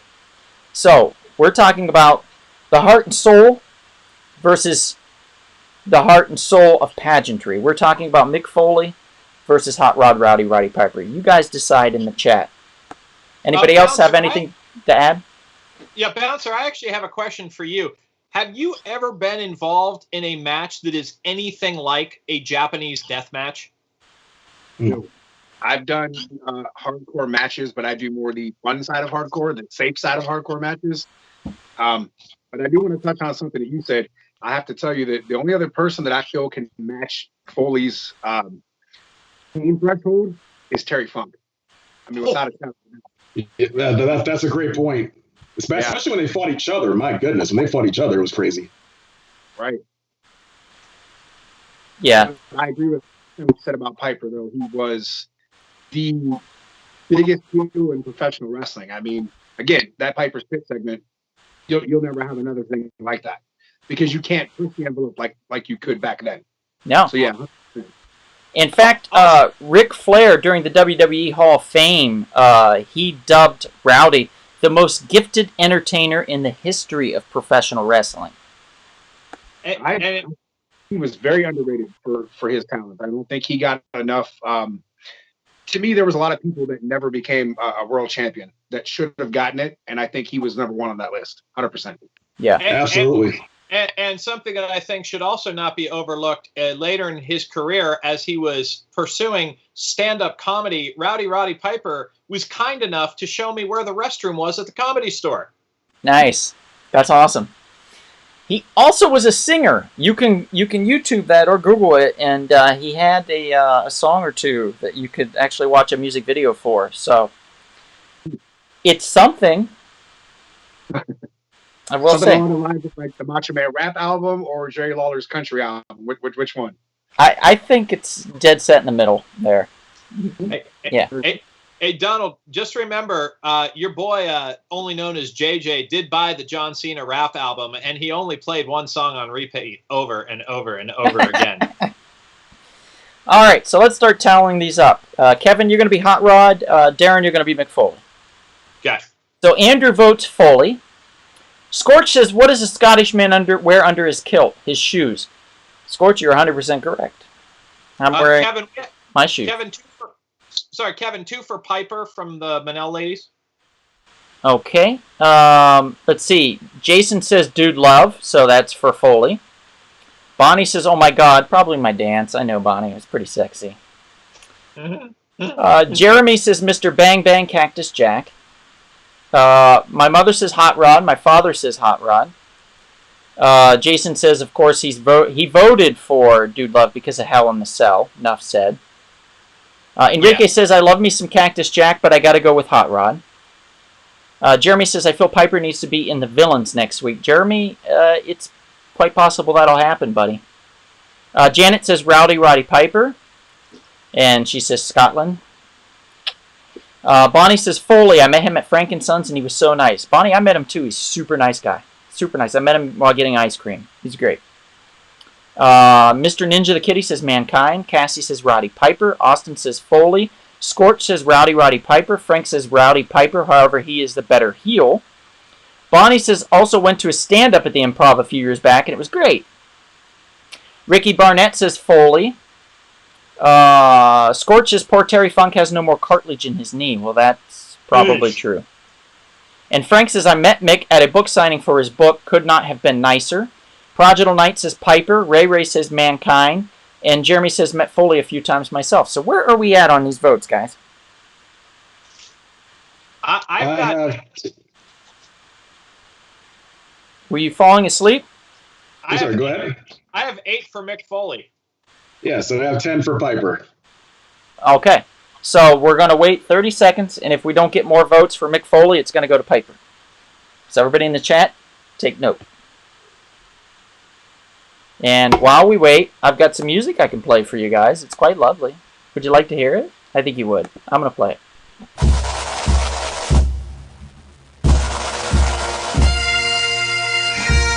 You wish you could play the bagpipes.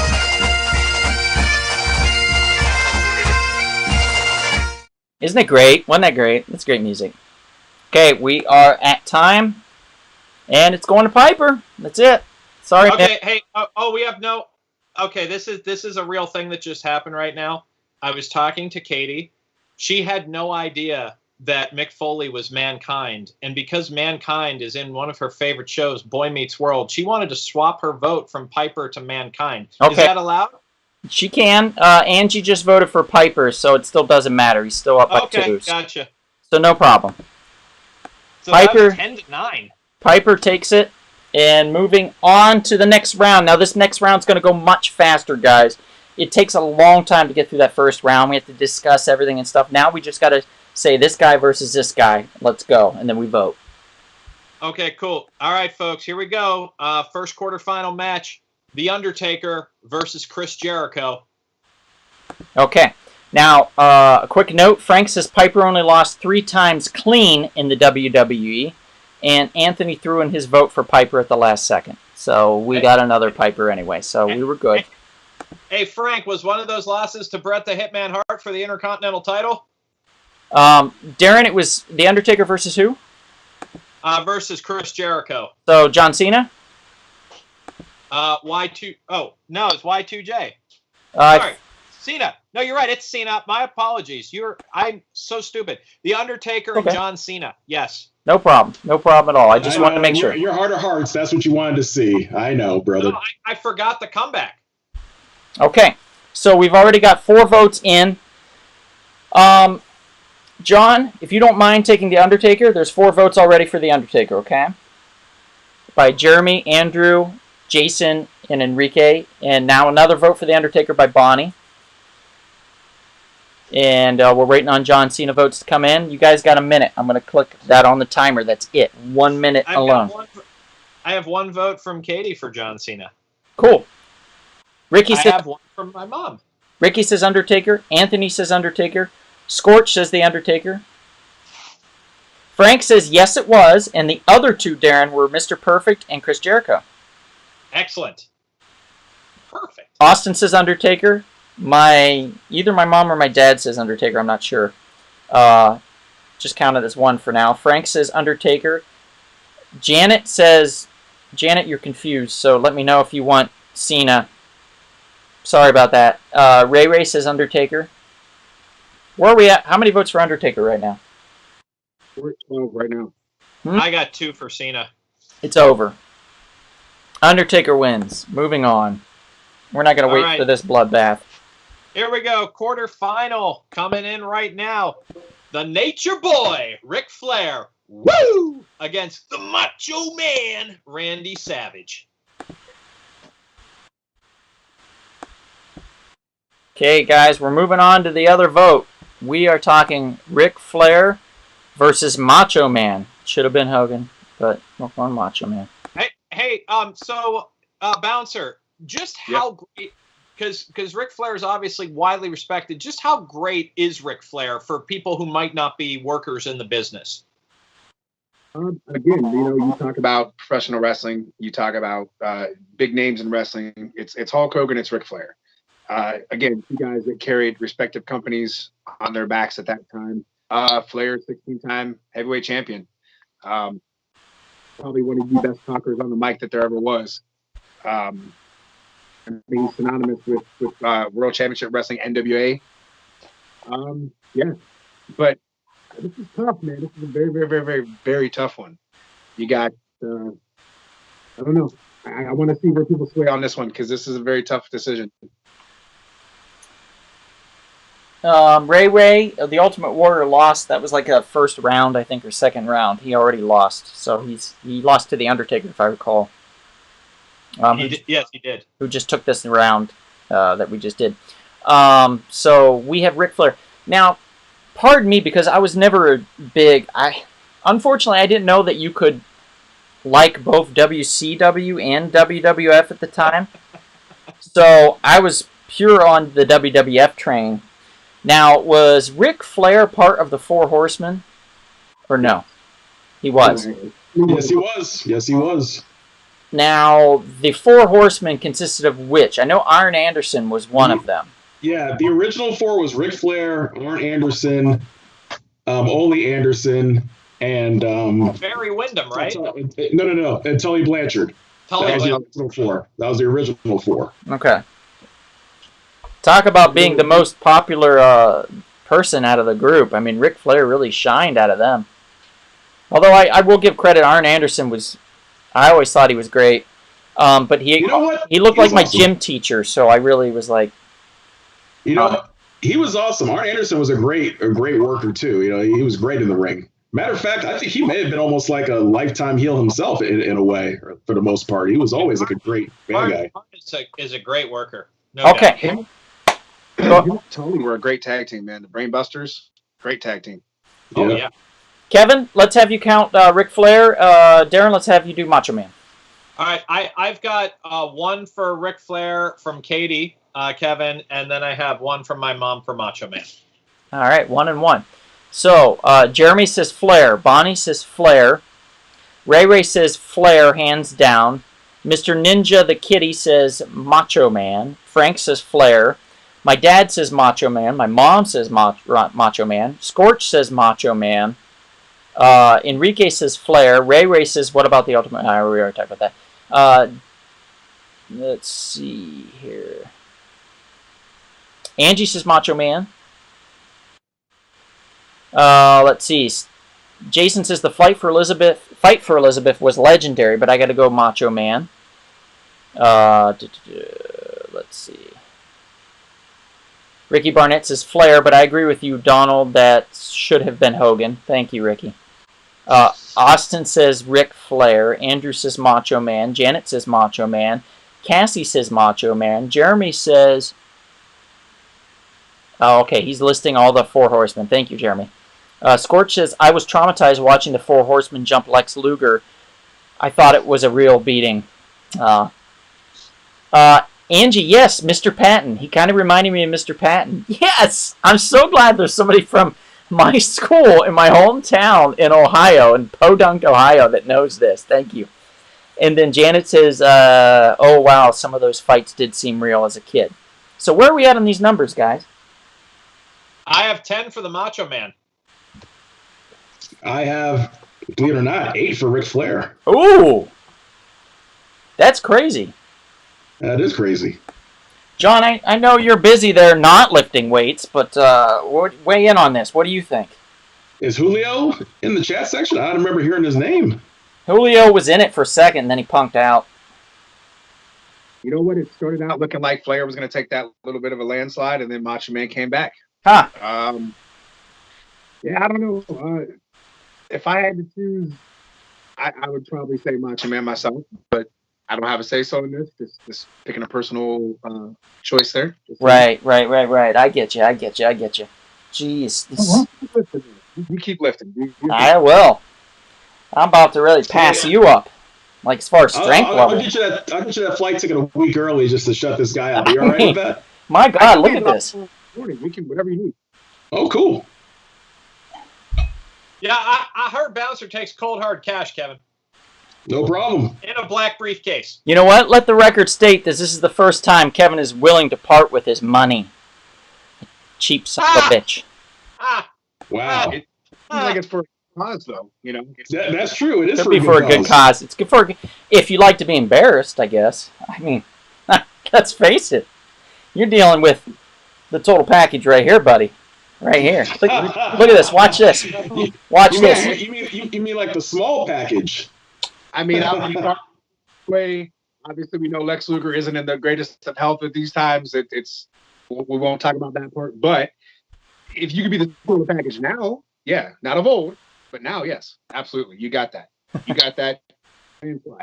My mom says to work on the other side, so I guess I got to start lifting with my left now. Here, okay. You don't want to be like that kid in Lady in the Water, man. Yeah, right. Oh my God, that was ridiculous. Anyway. It looks like Ric Flair lost, guys. I'm sorry. Shocking. Julio's going to kill you, man. He's going to kill you. I know. Well, he wasn't here to vote. Maybe it was Macho Man's performance in Spider-Man with Tobey Maguire that put him over. Who knows? Bonesaw. All right, next.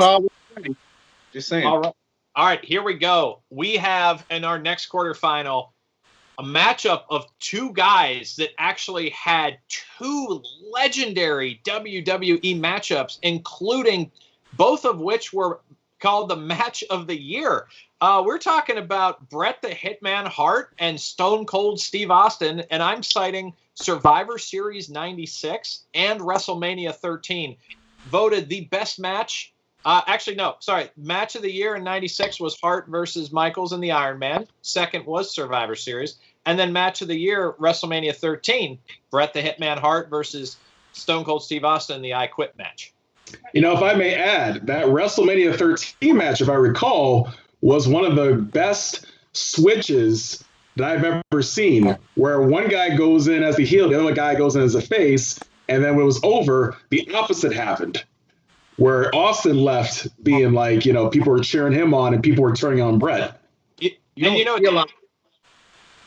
And you know what's interesting too is WrestleMania 13 was supposed to be a rematch between Shawn Michaels and Bret Hart from WrestleMania 12, but Michaels at the time was just a really difficult guy to work with, and he just didn't want to wrestle Bret at WrestleMania 13. He took some time off, so yeah, it's pretty amazing how these things turned out. And of course, Ken Shamrock, the guest referee. Yeah, we talked about it earlier, and honestly, the heat between those guys was very legit. Darren, is this Ken Shamrock right here, or? I don't know who that is. It looks a little bit like Cowboy Bob Orton. No, this is Billy Jack Haynes. Yeah. Yep, you got it, buddy. Billy Jack Haynes. What a strange outfit. What's going on with the neck thing there? Can you explain that, John? I mean, did not wear that, but hey, if it suits your gimmick back then, I guess go for it. You know what, though? Now that I'm looking at it, I think it might look good on you. Yeah, this might look, but maybe in pink. Yeah. Well, I was going to say, wow. One of the saddest things, in my view, as a fan of the actual working of in-ring wrestling, Stone Cold Steve Austin came in as the ringmaster and was actually an expert technician, as you saw in the Survivor Series 96 match against Bret Hart, which was a great chain wrestling match. And then he just became a guy who just ended up doing spots. And I think a lot of that had to do with injuries that had accrued up with him. But yeah, he was only doing 5 or 6 things. But some people forget, before he was Stone Cold, he was an unbelievable mat technician. Yes, the main thing that caused him to be a little more limited was because of the match with Owen Hart, where he got tombstone pile driver and it actually injured his neck. Wow. And he wasn't the same. Wasn't the same ever since. You know, that's kind of sad, man, because there's so many matchups that, like, if you guys watch wrestling now, there's not a lot of those fantasy matches that we'd like to see. There's not really a lot left, you know. We never got to see like a Stone Cold versus like a CM Punk that everybody wanted to see, and just like if you guys could choose what would be a fantasy match that's doable now, that you guys would want to see. Yeah. So we've got in the chat, we've got Bret the Hitman Hart versus Stone Cold Steve Austin, and oh my God, what is that on the screen?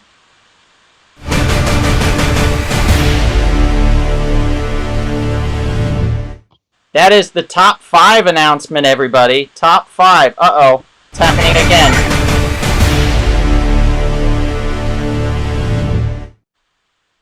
All right, you know what that means. John, you're in the hot seat, buddy. Now, courtesy of our official sponsor, Splattered Frog Brewing, go to splatteredfrog.com, type in the code HEADLOCK, and get 25% off your merchandise order today. Everybody in the chat right now watching, you can do that right now. Exclusively for the Real Short Box. John, your top 5. We are going to ask you, what is your top 5, quickly, your list of the top 5 films that wrestlers have been in. Top 5 wrestling films. Hit me with it. Go. My all-time favorite, number 1, has to be Body Slam. Love the movie. Got Roddy Piper, the Wild Samoans, Sam Fatu, which is the brother of Rikishi. Number 2 for me would be No Holds Barred, Hulk Hogan and Zeus. Number 3 would have to be Gotta Go They Live with Roddy Piper. It's Roddy Piper. Movie's great. Gotta throw in, and if I can combine these two together, I would go with See No Evil and See No Evil 2 with Kane.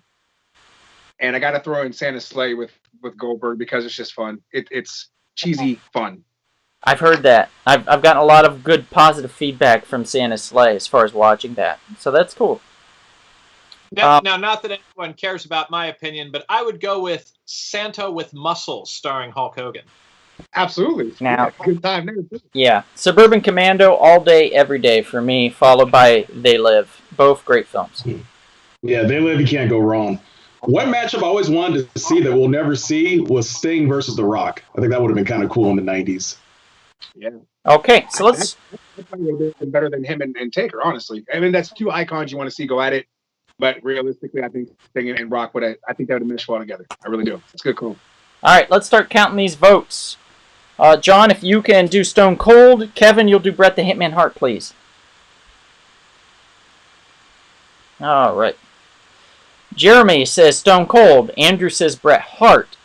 Jason says Bret Hart all day. Frank says Stone Cold. Ricky says Stone Cold. Enrique says Stone Cold. My mom says Stone Cold. My dad says Stone Cold.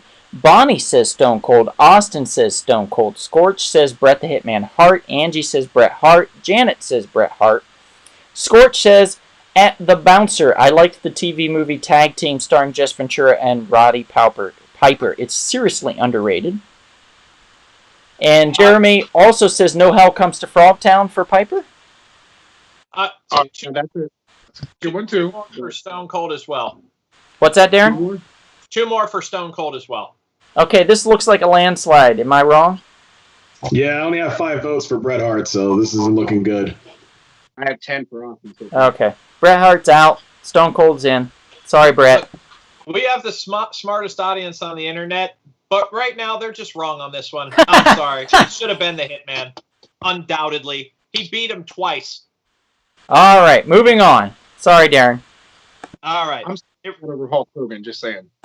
All right. Final quarterfinal match. The Heartbreak Kid, Shawn Michaels, versus the Hot Rod, Roddy Piper. I'm sorry, Darren. What? Who was it again, real quick? The Heartbreak Kid, Shawn Michaels, versus Roddy Piper.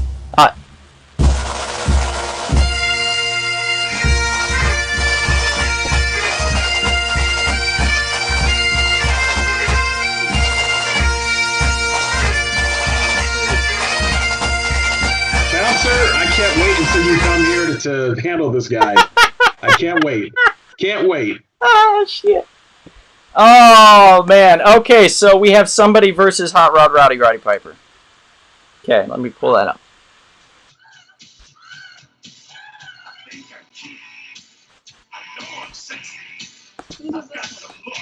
I'm Michael. Oh, what's that, Donald?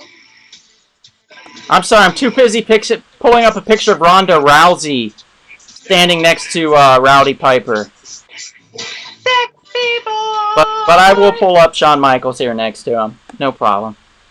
There we go, right there. We'll put him right beside him on the screen there. Now, for those that don't know, Ronda Rousey, Rowdy Piper passed away not too terribly long ago, and Ronda Rousey, in tribute to him, asked the family of Rowdy if she could carry on the legacy of Hot Rod Rowdy Piper. And they agreed, and so when she wrestles, she sports the Hot Rod shirt and will occasionally wear the leather jacket and stuff. So I always thought that was a really cool tribute and a really stand-up-ish thing that she did that you don't see too often, because that's from a pure kind of like a fanboy, kind of a fangirl in this case, kind of a scenario. Very, very nice little tribute that she's always done here, and I appreciate it, and I'm sure a lot of her fans do as well. Funny story. The way that I found out about that is one of our previous guests, we'll do this just to protect their anonymity, actually went on a date with Roddy Piper's daughter, and she told him that story. Oh, wow. Because it is actually her leather jacket. Damn. That she inherited from Roddy. That's super cool. Yeah. Okay, so we have a bunch of people that look like they're correct here in the chat, and then a few wrong. So I'm going to point them out. So let's see. Kevin, why don't we have you count Piper, and Darren will have you count the Heartbreak Kid. All right. I've already got one for the Heartbreak Kid from Katie. And I have one for Piper from my mom. Your mom's great. Katie, I don't know about her right now. Jeremy Hudgens says Piper. Bonnie says, well, Bonnie's wrong. She says the Heartbreak Kid. Andrew says Piper. Enrique says Piper. I'm just kidding, guys, by the way. Whichever you want to vote, I'm not going to be sore about it. Ricky says, if I vote Heartbreak Kid, will the pipes stop? No, I don't think they will. Let's see. So, he hasn't voted yet. Ricky hasn't. Jason says Heartbreak Kid. My mom says Hot Rod. My dad says Hot Rod. Angie's laughing, voting for Piper. Scorch is voting for Roddy Piper. Frank is voting for Hot Rod. Janet's voting for Hot Rod. And Austin is voting for Hot Rod. So where are we on this count, everybody? I have 11 votes for the Hot Rod. I shockingly have 3 for Michaels. And Ricky just voted for Hot Ronda, so that counts for Hot Rod, I suppose. So it looks like in a landslide, Hot Rod took this away from the Heartbreak Kid. Heartbreaking, truly. You never can tell where these are going. Okay, moving on. Next round. Semifinals, we've got The Undertaker against the Macho Man, Randy Savage. Oh, my God. The madness versus the dead man. Hey, Bouncer, do you remember that moment in Royal Rumble 93 where Macho Man did the flying elbow on Yokozuna and Yokozuna bench pressed him over the top rope? Right. Yeah. Dude, Macho Man always had that thing where he was like the guy that took the beating, and then he would always like get that little bit of comeback, and then all of a sudden it was like, wait, no, and gone. That poor guy, man. Like, that was a hell of a spot. Yeah. Okay, voting is commencing. We're putting a minute on the clock. Let's see. We got some comments here I'm going to mention really quickly. Frank says Piper had a guest spot death in the Highlander show. I did not know that, Frank. Thank you. Interesting. Okay, so we're going to start taking some votes here. To be quick, Kevin, you'll do Undertaker. Darren, you'll do Macho Man. All right. I have 2 for Macho Man from the Manels. Okay. Ricky's going Undertaker. Enrique's going Undertaker. Jeremy's going Undertaker.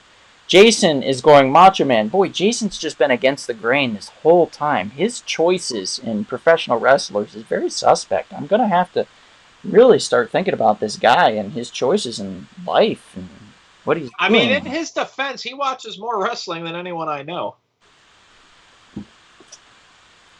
Well, he's not watching the Macho Man. My mom says The Undertaker. My dad says The Undertaker. Bonnie says The Undertaker. Well, they're not watching The Undertaker either, to be honest. He retired, did he not? Yeah, finally. Frank said The Undertaker. Scorch says Macho Man. Jason says, didn't Macho Man eliminate himself from the Royal Rumble?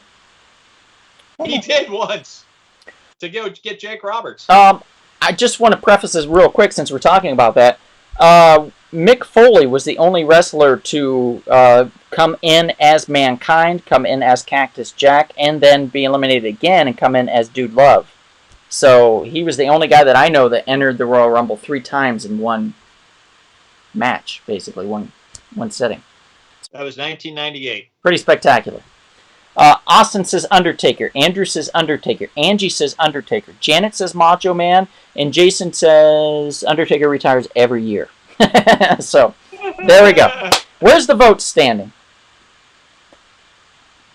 I have 10 votes for The Undertaker. I have 5 for the Macho Man. I think that's over. Macho Man's eliminated. Undertaker moves on to the next round. All right, here we go. Here we go. Last semifinal match. Okay. The Bionic Redneck. Stone Cold Steve Austin against the Hot Rod. Matty Rose Piper.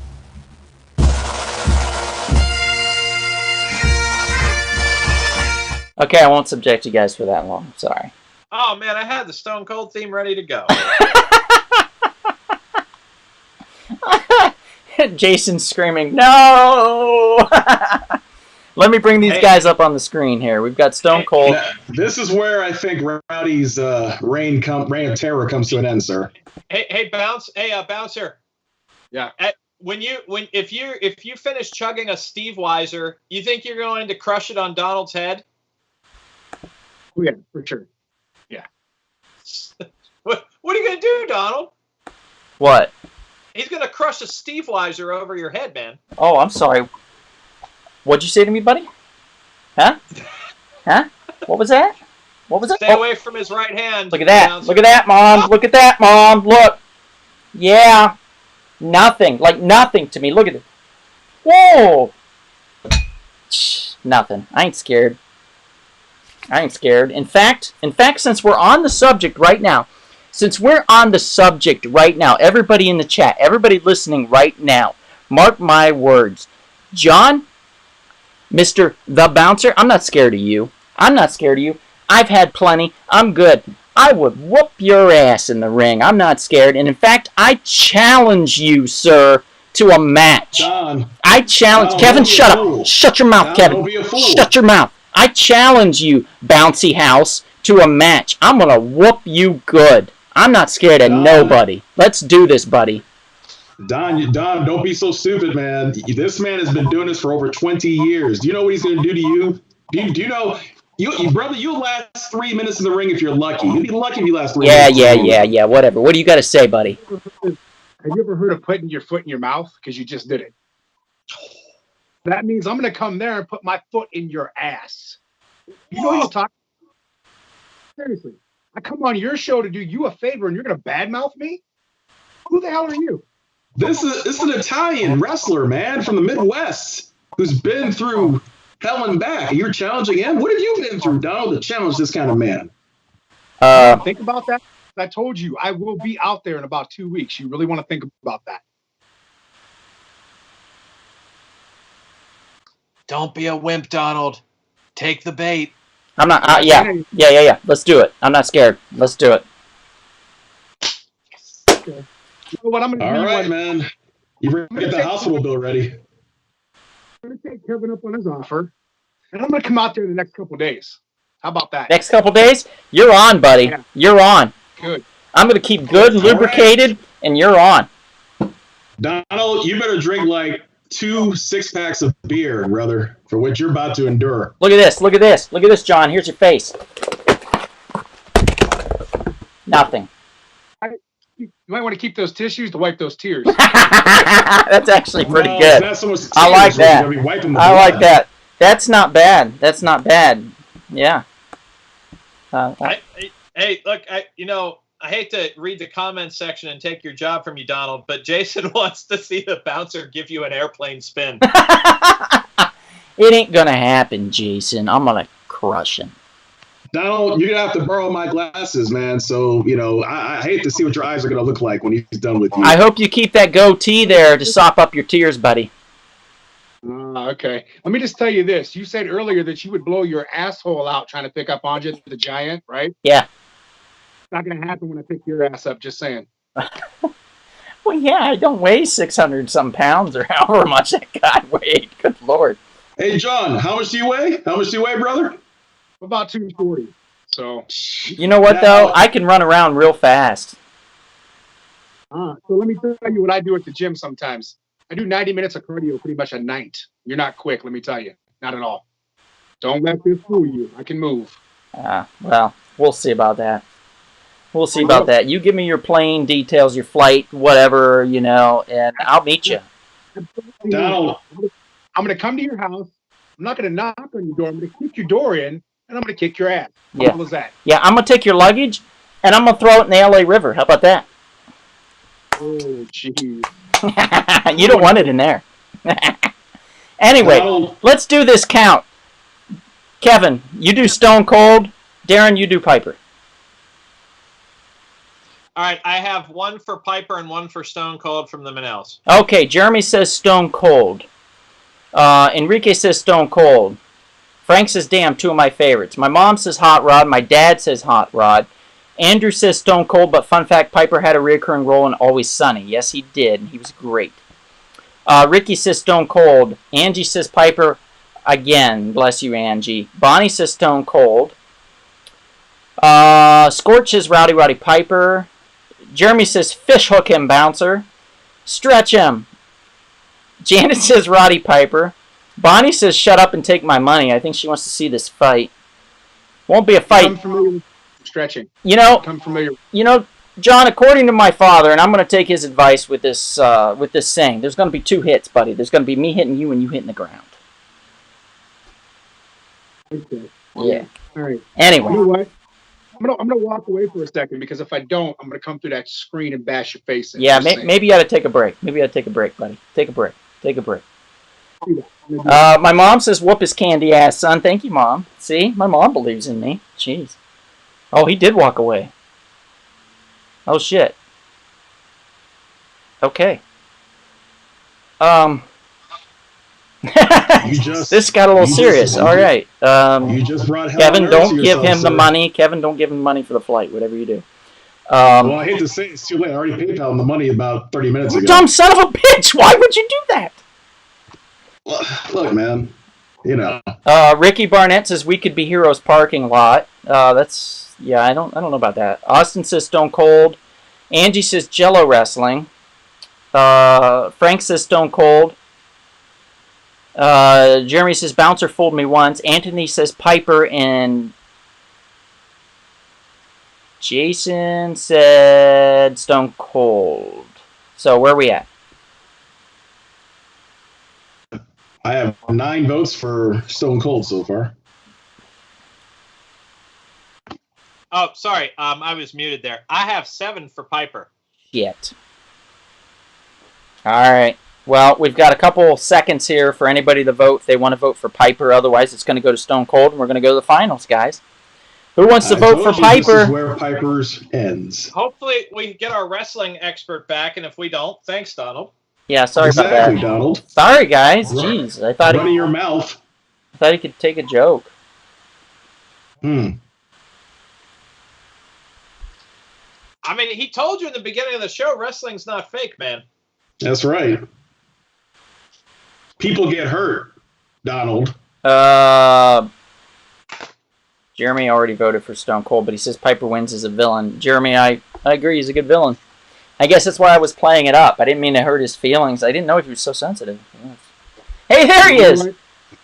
Out of respect for Darren and Kevin and the audience, I'm going to come back. But you need to shut your mouth. I'm telling you right now. See? Thank you. Thank you. I appreciate your respect. It is duly noted, my friend. Thank you, sir. Okay, so we're going Stone Cold wins this one, correct?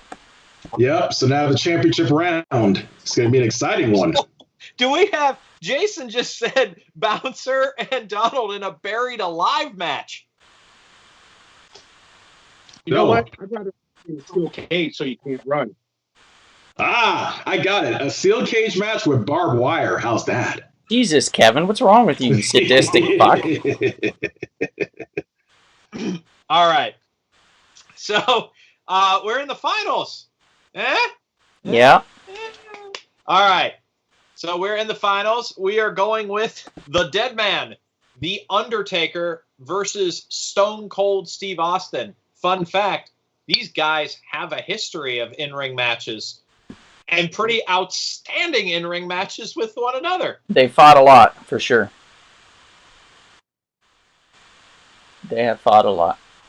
Okay, so start casting your votes, and we'll be done here shortly. So, Donald, take a look at these comments, all the match suggestions they have for you and Bouncer. Gee, we have a creative audience. yeah. Donald versus Bouncer in Buried Alive match. Bouncer versus Donald in a Mexican strap match. Hell in the Cell suspended over the mighty Mississippi. Hey, Bouncer, quick question for you. Now, this is a little disturbing one. Have you bladed in any of your matches over the years? You know what? I never have. Oh, good. Thank God. Honestly, man, it's just something I've never been comfortable with. Just never done it. I agree. Yeah. So, I would have to say, for those in the audience who are not familiar, Bouncer, what is blading? So typically, and I'm giving away some trade secrets here. Normally, the guy will take a piece of a razor blade and they'll tape it to their finger. Some guys put it in their tights. I would never feel comfortable doing that. Some of them actually keep it under their tongue. I mean, there's a lot of old school ways that guys have done that. So basically, let's say you get hit with a chair. At that point, you'll notice if you watch it really closely, you'll see the guy kind of take his fall and maybe he'll go to his forehead and he'll cut. So that's blading basically. So you cut yourself. At that point, they would either sometimes throw it outside the ring. They would sometimes leave it sitting right there and the referee would pick it up, put it in their pocket. Again, like Kevin had asked, it's something that I'm not comfortable with. So I've never done it. Like I said, for me in hardcore wrestling, I'm not really a huge fan of it per se. So for me, I've always done like just the silly stuff. Like if you give me a boat oar, I'm going to sit on the side of the ring and row the boat with it and then hit you with it. But that's about as far as I'm going to go. Like I may put a pumpkin on your head, hit you with a candlestick, but that's about it for me. Okay, let's start counting some votes. Kevin, you'll be Stone Cold. Darren, you'll be the Undertaker. Jeremy says Undertaker. Scorch says Undertaker. Jason says, oh, look, the Undertaker in a retirement match against Steve Austin. Andrew says Undertaker. My dad says Undertaker. Enrique says Undertaker. Jeremy says Donald versus the Bouncer in a shark cage. Austin says Undertaker. Ricky says two of my favorites, but I'm going to go with the Undertaker. My mom says Stone Cold. Frank says he saw the Undertaker versus Stone Cold in Cleveland for the title. Angie says Undertaker. Janet says Undertaker. And Frank says Undertaker. So where are we at right now with these votes, guys? Okay, so I need 2 for the Manels for Stone Cold, but right now I have 9 for the Undertaker. I only have 3 for Stone Cold. Ooh. So this is shocking. Wow, it does not look good for Stone Cold. By the way, Kevin, I found a wrestling trading card of you. If you put them all together, it creates a whole thing of Hogan, right? But this is just the back. On the front is uncanny likeness. Wow. Hey, Bouncer, you know, I PayPal'd you that money about 40 minutes ago, so the sooner you get here, the better. Kevin. Shut this guy up. Kevin, there you are, buddy. Look at that. Yeah. Man, you look in prime physical condition. Look at that. Yeah, you got jokes, huh? You got jokes. Look at that. Okay. You won't be laughing in the next few days, I tell you that much. Kevin, if there's two things I learned. Oh, I wasn't going to say anything else. Sorry. Hey, Bouncer, I know you want to come out here, and I know you want to match with Donald, but maybe you train Kevin so Kevin and Donald could have a match? I mean, if that works too. Partner, me and Kevin can team up. I'm just saying. You can do that. Just make it work. Yeah, it would take two of you, wouldn't it? For all this. Yeah. So what you're basically saying is you have no friends and you have no tag team. Oh, whatever. Cool with the tag team. I got it. Let me. No, find yourself a partner. Find yourself a partner. I got one. I got one. John, I'll be your tag partner. I got Jack Johnson here and Elias. Right here. Both of them. Good friends of mine. That is the Elias you don't want to walk with. Just saying. Yeah. All right. So, Prodigal Knight says Undertaker. Angie says love Coco. See? So, Angie loves Coco, Kevin. And then Bonnie says they've already had that match at my house. And that's true. Kevin and I already fought at Bonnie's house, and I whooped his ass. There's video evidence of it. False. All true. Deep fake, if anything. A deep fake video. Oh, yeah. Okay. All right, so it looks like Stone Cold lost, yeah? Yeah. Looks like the ultimate hero, strangely enough, is The Undertaker.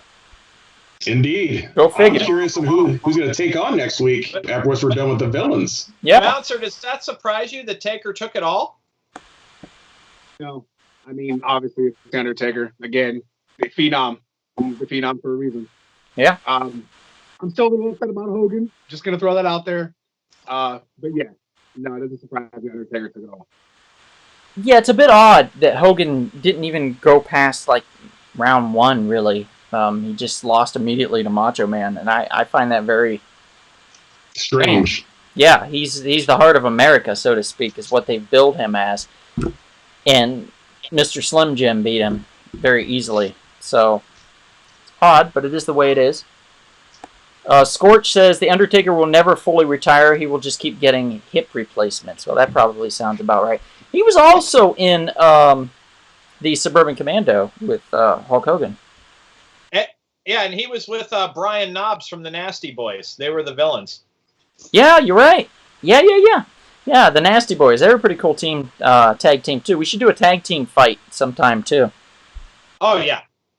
All right, Jeremy says, fun show, guys. Thanks, 5:15 comes early. Thank you, Jeremy, so much. We're wrapping it up, so we really appreciate it. We appreciate everybody in the chats that tuned in for us. Thank you. I know it ran a bit long, but when you get, like, really into this, it takes a bit of time. So we really appreciate it. I'd like to thank Kevin and Darren for being co-hosts on this. John showed up, so there's that. So give this man proper respect. You know what time it is on the East Coast? All right. Okay. I'll give him respect. Thanks for being here so late. We really do appreciate that very much. So thank you. Respect there. My mom says, fun night, gentlemen. Thank you. Night Son, love you. Love you too, Mom. Thanks for tuning in to The Real Short Box. Thank you, Mr. McKinney. Now, for those that don't know, you can hopefully sometime soon catch the Bouncer in some matches at some point when they allow that. Am I correct?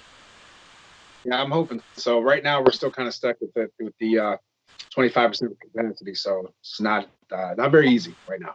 Are there any movies that are out that you're going to be in? I do have some stuff coming up. I think there's one called Scavengers coming up. I'll be doing something called Pact of Vengeance with Len Kabasinski out of Erie, PA. I don't remember what else. Like, I have about 4 or 5 I'm kind of working on right now with another guy out of Cleveland, Matthew Mark Hunter. So I got some stuff coming up with that. That's honestly what's been keeping me going. John, what about 2 hours, 45 minutes? 2 hours, 45 minutes. Yeah. What about it? Jeremy wanted me to ask you that. Oh, 2 hours, 45 minutes. Probably our talk on our his podcast that he does. Oh, wow. Yeah, we went a long time. That's a long podcast. Long conversation, yeah. Yeah, that's one you split into 2 or 3. I ended up being 7 parts. Like, we had 7 weeks. Oh, okay. That makes sense. Yeah. Thanks, Enrique, for tuning in. Thanks, Janet. I'm glad you guys had fun. To those that don't know, usually every Monday we do these live podcasts, and we have special guests, or just a lot of fun. Regardless, we'll do these U votes, we'll do top 10s, top 20s, whatever. We find a lot of fun topics. We do this every Monday, 7:30 p.m. Pacific time, and then we do our audio podcasts. They usually come out late Thursday, early Friday, every week, and they're a lot of fun as well. You can find those also on YouTube. You can find them on Darren's favorite, Spreaker. You can find them on Kevin's favorite, TuneIn or iHeartRadio. You can find them on my favorite, Spotify or Apple Podcasts, and a whole host of others. John, again, Mr. The Bouncer, thank you for tuning in and being a wonderful guest on this podcast. I look forward to seeing you in the next few days. So thank you. And to everybody, if we don't see you out and about anytime soon, perhaps we will see you at the sturdy, hefty, strong, and well-built comic book shop.